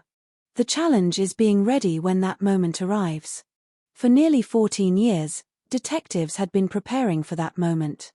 They had followed rumors through dead ends. Interviewed reluctant witnesses. Examined thousands of possibilities. Endured setbacks that would have ended many investigations. Now, without realizing it, they were approaching the breakthrough they had been chasing since 2001. The mystery was about to change. The silence was beginning to weaken. And somewhere within the growing mountain of evidence, the first real path toward justice was finally emerging. For nearly 14 years, the investigation into the disappearance and murder of Jason Martin Smith existed in a strange state of suspension. Detectives believed they were looking at a murder. They believed they understood the motive. They believed a group of individuals held the answers. Yet every attempt to transform those beliefs into a prosecutable case seemed to fail. The years accumulated. Witnesses aged. Evidence grew older. And still, no arrests were made. To outsiders, it may have appeared that the case was fading into history. Another unsolved mystery destined to remain buried forever. But beneath the surface, something important was happening. Time was changing people. The same force that weakened evidence was also weakening loyalty. The same years that made memories less reliable were making old allegiances less important. Relationships that once seemed unbreakable were beginning to crack. Friendships deteriorated. Criminal partnerships dissolved. Trust evaporated. The silence that had protected the truth for so long was becoming increasingly difficult to maintain. Experienced homicide investigators often describe a phenomenon that appears repeatedly in long-term cases. The secret itself becomes a burden. At first, participants feel confident. They believe they have succeeded. They believe nobody can prove what happened. But years have a way of changing that confidence. The memory never completely disappears. Certain dates become impossible to forget. Certain faces return unexpectedly in dreams. Every news article becomes a reminder. Every conversation about the past carries risk. People begin wondering who else knows. Who might talk? Who might already be cooperating? The conspiracy starts feeding on itself. Fear replaces confidence. Paranoia replaces certainty. And eventually someone makes a mistake. For investigators, the breakthrough rarely arrives as a dramatic confession.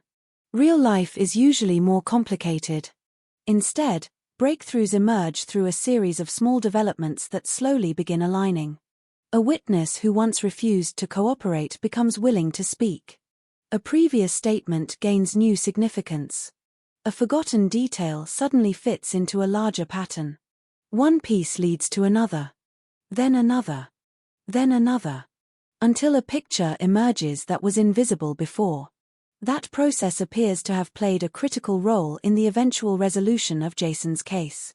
As detectives continued reviewing evidence and re-examining witnesses, they began uncovering stronger support for theories that had existed for years. The difference was that now those theories were being reinforced from multiple directions. Independent accounts began aligning. Old statements gained credibility. Information once dismissed as rumor started appearing more reliable. The investigation was slowly moving from suspicion toward proof. One of the most significant developments involved witnesses whose accounts helped reconstruct the events surrounding Jason's disappearance. For years, detectives had heard fragments. Now they were beginning to hear a narrative. Not a perfect narrative. Not one without gaps. But a coherent account capable of explaining what had happened. The picture that emerged was horrifying. Jason had allegedly been targeted because he was believed to have informed on criminal associates following the Hampshire pawnshop robbery. That suspicion had transformed him into a liability. And according to the growing body of evidence, certain individuals had decided to deal with that perceived threat permanently. The investigation increasingly focused on specific suspects. Among the names that repeatedly surfaced was Mark Searle. For years, detectives had examined information connected to him and others believed to be involved. Now they were obtaining stronger evidence linking those individuals to the events of August 2001. The significance of this development cannot be overstated. After more than a decade of uncertainty, investigators finally believed they possessed enough information to move forward. Yet even then, the challenges remained enormous. This was still a nobody murder case. The victim had never been found. There was no grave. No recovered remains. No forensic examination of a body. Everything depended upon the strength of the overall evidence. Every witness mattered. Every statement mattered. Every corroborating detail mattered. Detectives knew that if they moved too soon and failed, they might never get another opportunity. The pressure was immense. Years of work had led to this moment. There could be no mistakes. The investigative team carefully assembled the case. Witness testimony was compared against other witness testimony. Timelines were reconstructed. Contradictions were analyzed. Every possible weakness was examined in advance. Prosecutors and investigators worked together to determine whether the available evidence could survive a trial. Their conclusion was clear. The time had finally come. In 2015, 14 years after Jason Martin Smith vanished, police took decisive action. Arrests were made. For the first time since the summer of 2001, the possibility of accountability became real. The significance of those arrests extended far beyond the individuals involved. For Jason's family and loved ones, they represented validation. For years they had lived with uncertainty. For years they had watched a case remain unresolved. Now investigators were publicly declaring what many had long suspected. Jason had not simply disappeared. He had been murdered. The arrests sent shockwaves through everyone connected to the case. Old memories resurfaced. Conversations that had occurred years earlier suddenly gained new significance. People who thought the investigation was over realized it had never truly ended. The detectives had simply been waiting. Waiting for enough evidence. Waiting for the right moment. Waiting for the silence to break. As preparations for prosecution intensified, the extraordinary nature of the case became increasingly apparent. Most murder prosecutions begin with a body. This one did not. Most murder prosecutions involve forensic examinations establishing cause of death. This one could not. Most murder prosecutions rely heavily on physical evidence recovered from a crime scene. This case would depend primarily upon witness testimony, circumstantial evidence, and the cumulative strength of years of investigation. That reality created enormous legal challenges. The defense would inevitably point to the absence of a body. The defense would inevitably attack witness credibility. The defense would inevitably argue that the prosecution was attempting to prove murder without definitive physical proof. Investigators understood those arguments long before they were presented in court. Their task was not merely to show that Jason disappeared. Their task was to demonstrate that every reasonable explanation other than murder had become impossible. To accomplish that goal, prosecutors needed to tell a story. Not a fictional story. A factual reconstruction supported by evidence.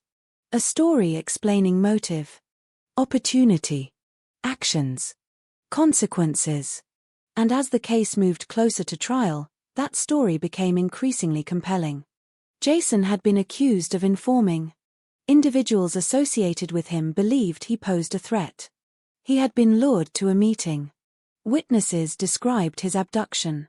Witnesses connected suspects to a garage where evidence of violence was allegedly observed. Jason was never seen again. Years later, multiple strands of testimony pointed toward murder.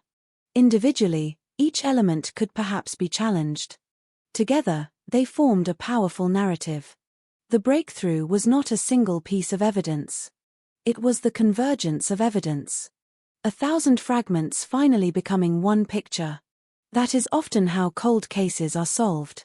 Not through miracles. Not through dramatic revelations.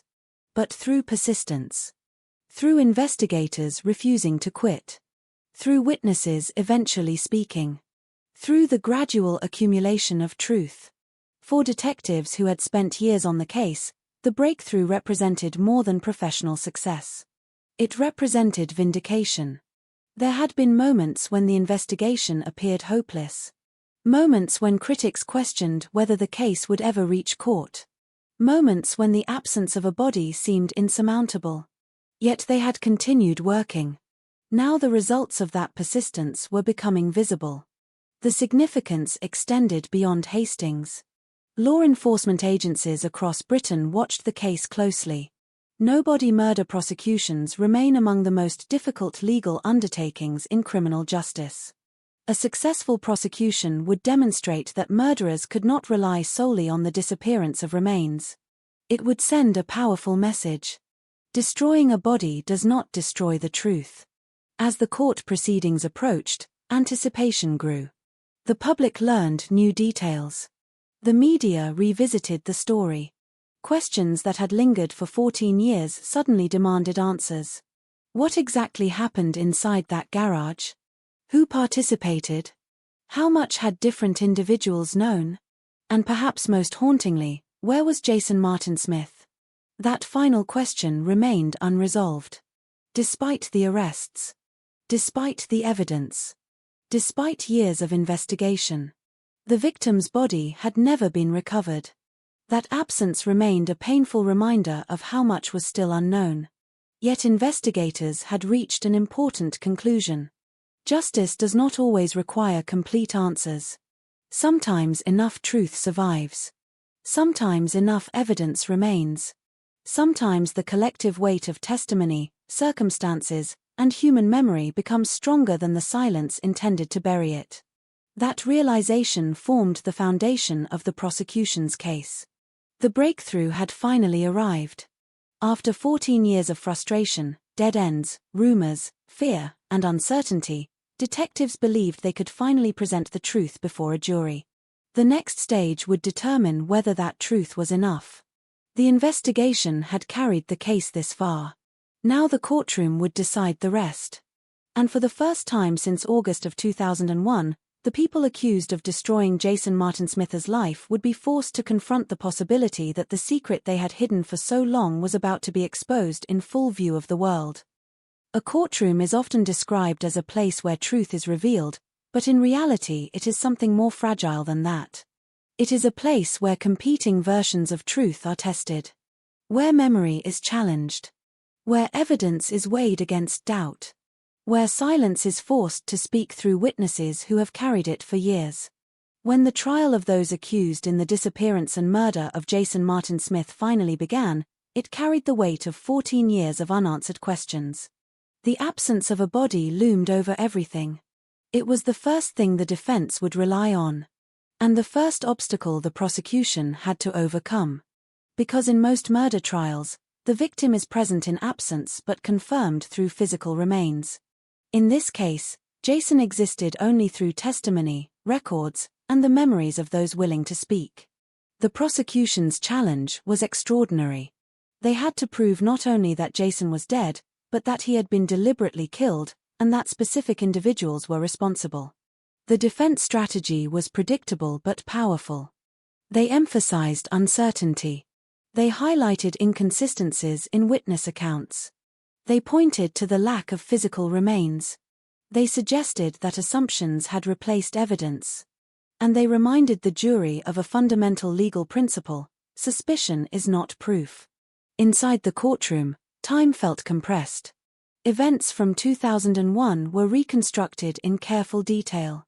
Witnesses described fragments of conversations.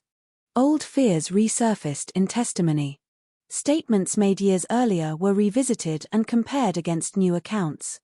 The atmosphere was tense, not because of dramatic outbursts, but because of what was absent. No body. No definitive forensic reconstruction. Only human memory trying to reach across a decade and a half. The prosecution built its case carefully. They presented a narrative that linked Jason's disappearance to suspicions within criminal circles that he had acted as an informant. They outlined how that belief had allegedly transformed him into a target. They described the arrangements that led him to be lured to a meeting on the evening of August 21, 2001. They walked the jury through the sequence of events that followed. The confrontation. The abduction. The transportation to a secondary location.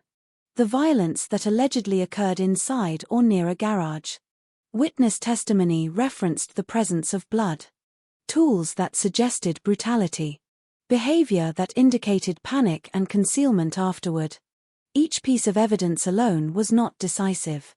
But together, they formed a pattern the prosecution argued could not be explained away by coincidence.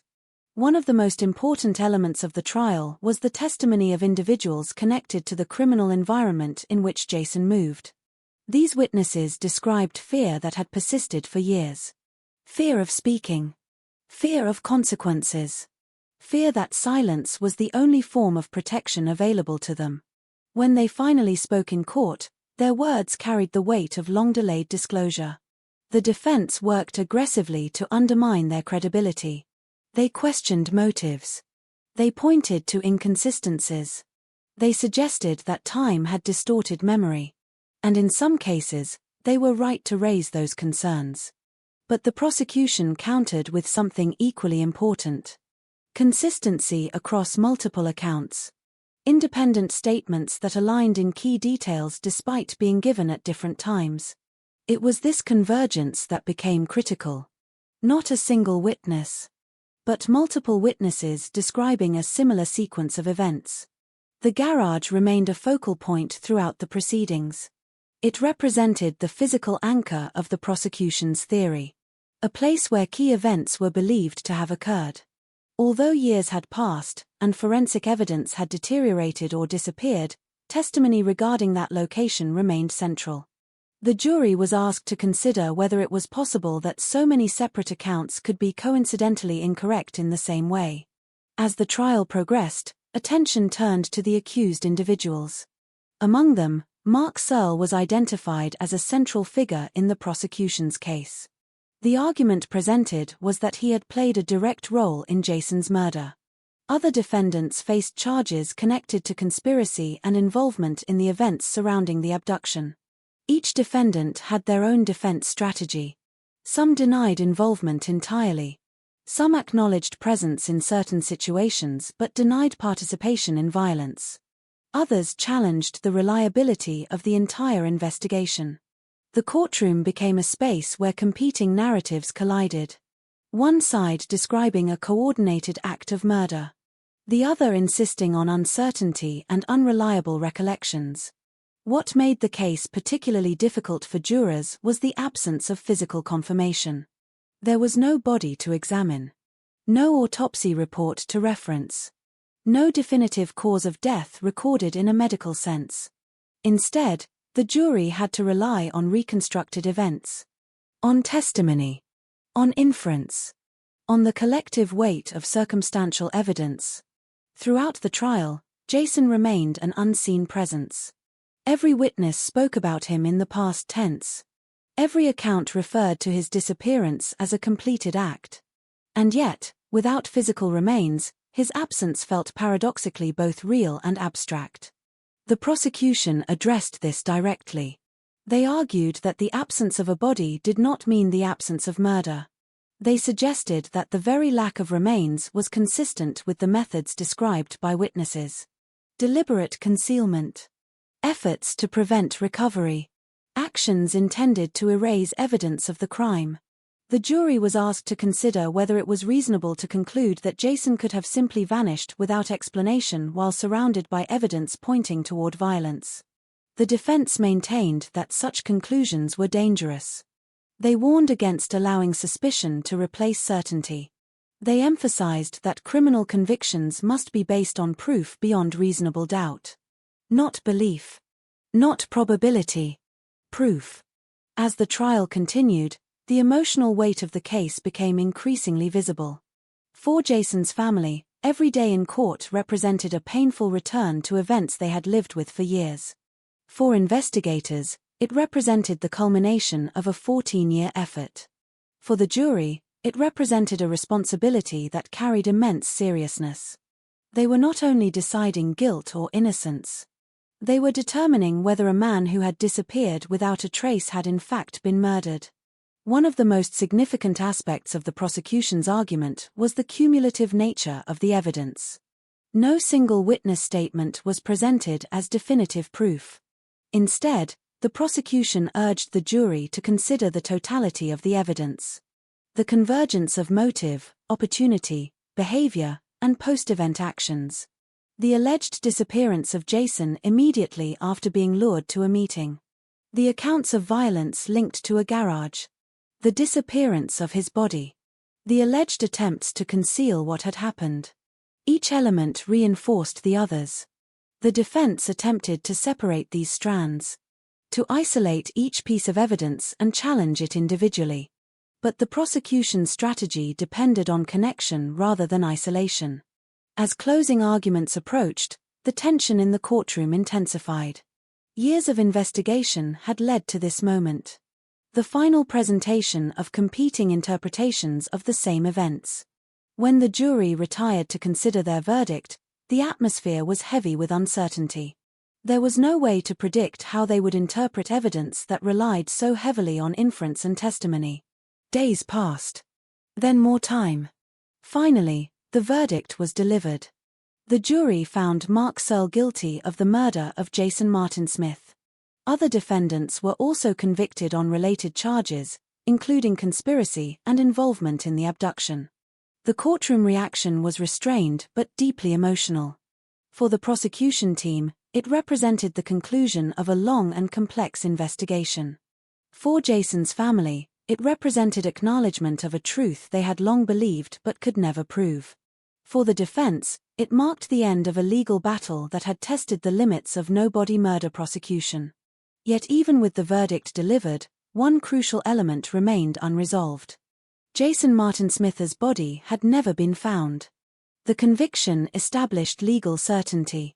But it did not provide physical closure. There was still no grave. No final resting place. No location where loved ones could say goodbye. In that sense, the case remained incomplete. Justice had been achieved in a courtroom, but not fully in the world outside it. The verdict demonstrated that even without a body, a murder could be proven beyond reasonable doubt. It showed that silence, no matter how long it endured, could eventually be broken by accumulated evidence and testimony. It also revealed something more unsettling. That some crimes are so carefully concealed that even justice arrives without ever fully restoring what was lost. Jason Martin Smith remained missing, but no longer forgotten. And although his final resting place remained unknown, the truth of what happened to him had finally been acknowledged in a court of law after 14 years of silence. Even after a verdict is delivered, some cases refuse to feel finished. Courtrooms can declare guilt or innocence, but they cannot always restore what has been taken. They cannot return time. They cannot erase fear. And they cannot bring back a body that was never recovered. For Jason Martin Smith's family, the end of the trial did not function like an ending in the traditional sense. There was no return to normal life. No moment where everything suddenly felt resolved. Instead, there was a quieter, more complicated reality. The truth had been acknowledged in a courtroom, but the absence remained unchanged. Jason was still gone. Still missing in the most literal sense. Still without a resting place where grief could finally settle. That absence shaped everything that followed. Because closure is not only about knowing what happened. It is also about what cannot be recovered afterward. The verdict confirmed what investigators had believed for years. That Jason had been murdered. That his disappearance was not voluntary. That multiple individuals had been involved in a coordinated act of violence and concealment. Legally, the case had reached resolution. Emotionally, it had not. In many ways, the aftermath of a case like this begins where the courtroom ends. Outside the structure of legal procedure, families are left to reconstruct meaning from fragments. A conviction does not erase unanswered questions. It does not fill the silence left behind by a missing person. It only defines responsibility. And even responsibility can feel abstract when there is no physical presence of the victim. For investigators, the conclusion of the trial marked both success and reflection. Success because a complex and long-stalled case had finally resulted in convictions. Reflection because of the extraordinary challenges that had defined the investigation. A case without a body had required patience that spanned more than a decade. It had required reliance on witness memory, circumstantial patterns, and the gradual erosion of silence over time. It demonstrated how fragile long-term secrecy can become. What appears unbreakable in the early years of a cover-up can slowly weaken under the weight of time, human conscience, and changing relationships. People who once refused to speak eventually reconsider their silence. Not always because they want to. Sometimes because they can no longer carry what they know. Sometimes because fear loses its power. Sometimes because the past becomes impossible to live with. The Hastings case became an example often discussed in investigative circles for this reason. It showed that even when physical evidence is missing, patterns of behavior and converging testimony can still form a prosecutable narrative. It also highlighted the limits of concealment. A body can be hidden. Evidence can be disturbed. Witnesses can be intimidated. But complete erasure is far more difficult than it appears. Human memory persists. Relationships shift. Truth has a way of resurfacing, even slowly. For those convicted, the legal consequences were severe, but the broader implications extended beyond sentencing. The case became a warning within criminal environments that silence is not permanent protection. That belief in complete impunity can eventually collapse. That time, rather than protecting secrets, can contribute to their exposure. But for the public, the most haunting element of the case remained unchanged. Jason Martin Smith was still never found. That single fact continued to overshadow everything else. Without a body, the imagination fills the gaps. People picture different versions of what might have happened. They imagine final moments. They imagine locations that may never be identified. They imagine conversations that will never be heard. In that sense, missing victims remain suspended between two worlds. Legally recognized as deceased. Physically absent from the world of the living. But never fully integrated into the closure that normally follows death. The passage of time does not soften that absence. If anything, it sometimes deepens it. Years later, people still revisit cases like Jason's not because they are unresolved in a legal sense, but because they remain unresolved in a human sense. The mind resists incomplete stories. It searches for missing pieces. It returns again and again to the same unanswered question. Where is he? That question carries a weight that even convictions cannot fully relieve. It is the difference between justice and resolution. Justice was achieved in court. Resolution, for the family, remains elusive. There is also the broader reflection on how communities process violence that occurs beneath the surface of everyday life. Hastings, like many towns, continued to exist during and after the investigation. People went to work. Children grew up. Seasons changed. The coastline remained the same. Yet beneath that normality, something irreversible had occurred. A man had vanished. A crime had taken place. And a hidden world of fear, loyalty, and violence had briefly surfaced into public view. Cases like this remind communities that serious crime is not always distant or visible. Sometimes it exists within familiar environments. Among familiar faces. Within networks that appear ordinary until they are examined closely. The aftermath of the case also revealed the long shadow cast by suspicion.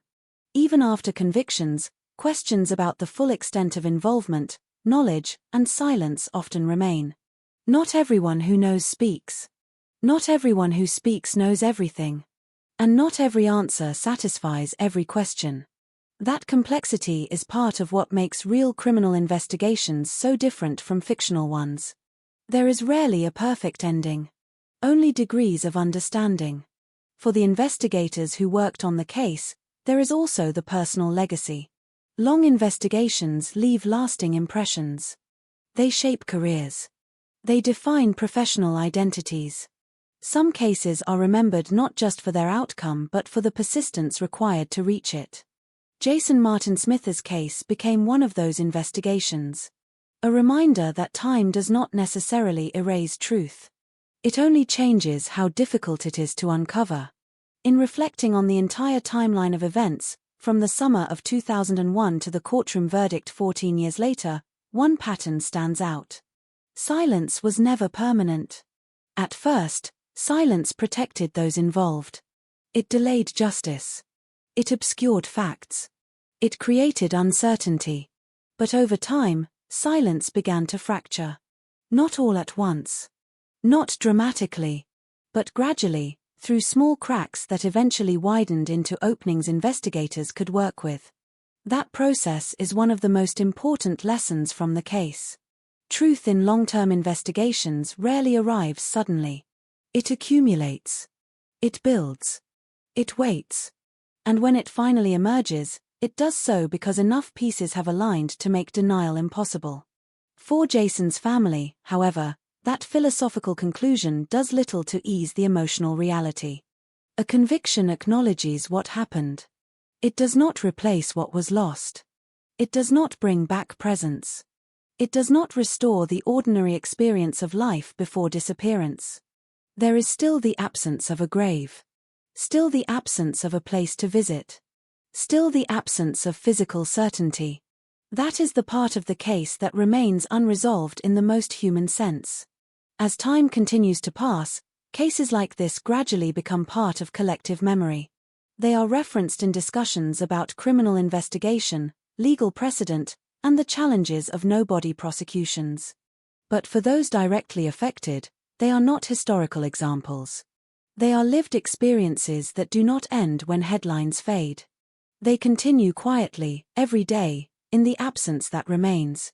The story of Jason Martin Smith is ultimately not only about murder or investigation or conviction. It is about how fragile human trust can be. How quickly suspicion can transform into violence. How long silence can endure before it breaks. And how even after truth is established, absence can remain unchanged. In the end, what remains is a contrast that defines the entire case. A man disappeared. A truth was hidden. A crime was eventually proven. But one question remains unanswered above all others. Where is Jason Martin Smith? And until that question is answered, the story will never fully close. Because some cases are not just about what happened. They are about what is still missing. Some cases end with a verdict. Some end with closure. And some end in a way that forces everyone involved to accept that resolution and absence are not the same thing. The case of Jason Martin Smith belongs firmly in the last category. Legally, the matter was resolved. A court heard the evidence, weighed the testimony, and reached a conclusion that his death was not only likely but the result of deliberate violence carried out by multiple individuals. Convictions were secured. Responsibility was assigned. The machinery of justice completed its task in the only way it could, given the limitations of the evidence available. But justice in a courtroom does not always translate into emotional resolution in the real world. Outside the courtroom, the reality remained unchanged. Jason Martin Smith was still missing. No grave marked his name. No physical remains were returned to his family. No final moment of goodbye was ever possible. That absence continues to define the case more than any verdict ever could. Time moves forward for everyone except memory. For investigators, the case gradually becomes part of professional history, a reference point in training discussions about no-body murder prosecutions and the importance of persistence in long-term investigations. It is studied as an example of how circumstantial evidence, when strong enough and consistent enough, can replace what is physically missing. It is also remembered as a reminder that some crimes are designed not only to kill, but to erase. For the families involved, time does something very different. It does not turn the page. It only adds layers to what is already unresolved. There is no moment when the absence becomes easier to accept, only moments when it becomes more familiar. Birthdays pass without acknowledgement.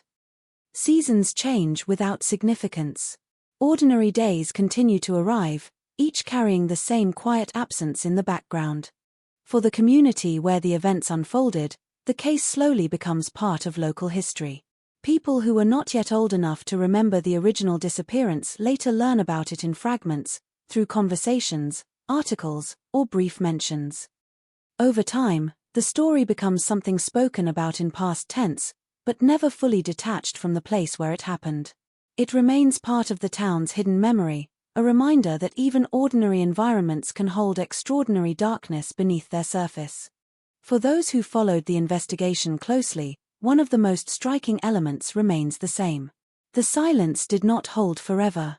For years it appeared unbreakable, reinforced by fear, loyalty, and distance. Yet over time, that silence fractured. Not through a single revelation, but through accumulation. Small inconsistencies, shifting relationships, gradual willingness to speak. Pieces of information that, when finally combined, created a picture strong enough to stand in court. That is one of the quiet truths of long investigations. The turning point rarely arrives as a dramatic moment. It arrives as a slow convergence of pressure, time, and human imperfection. People forget what they once agreed to keep hidden. Fear weakens. Distance grows. And what was once sealed begins to open, not all at once, but enough to allow truth to emerge. In Jason Martin Smith's case, that process took 14 years. 14 years of uncertainty. 14 years of unanswered questions. 14 years in which his name existed between memory and mystery, between investigation and absence.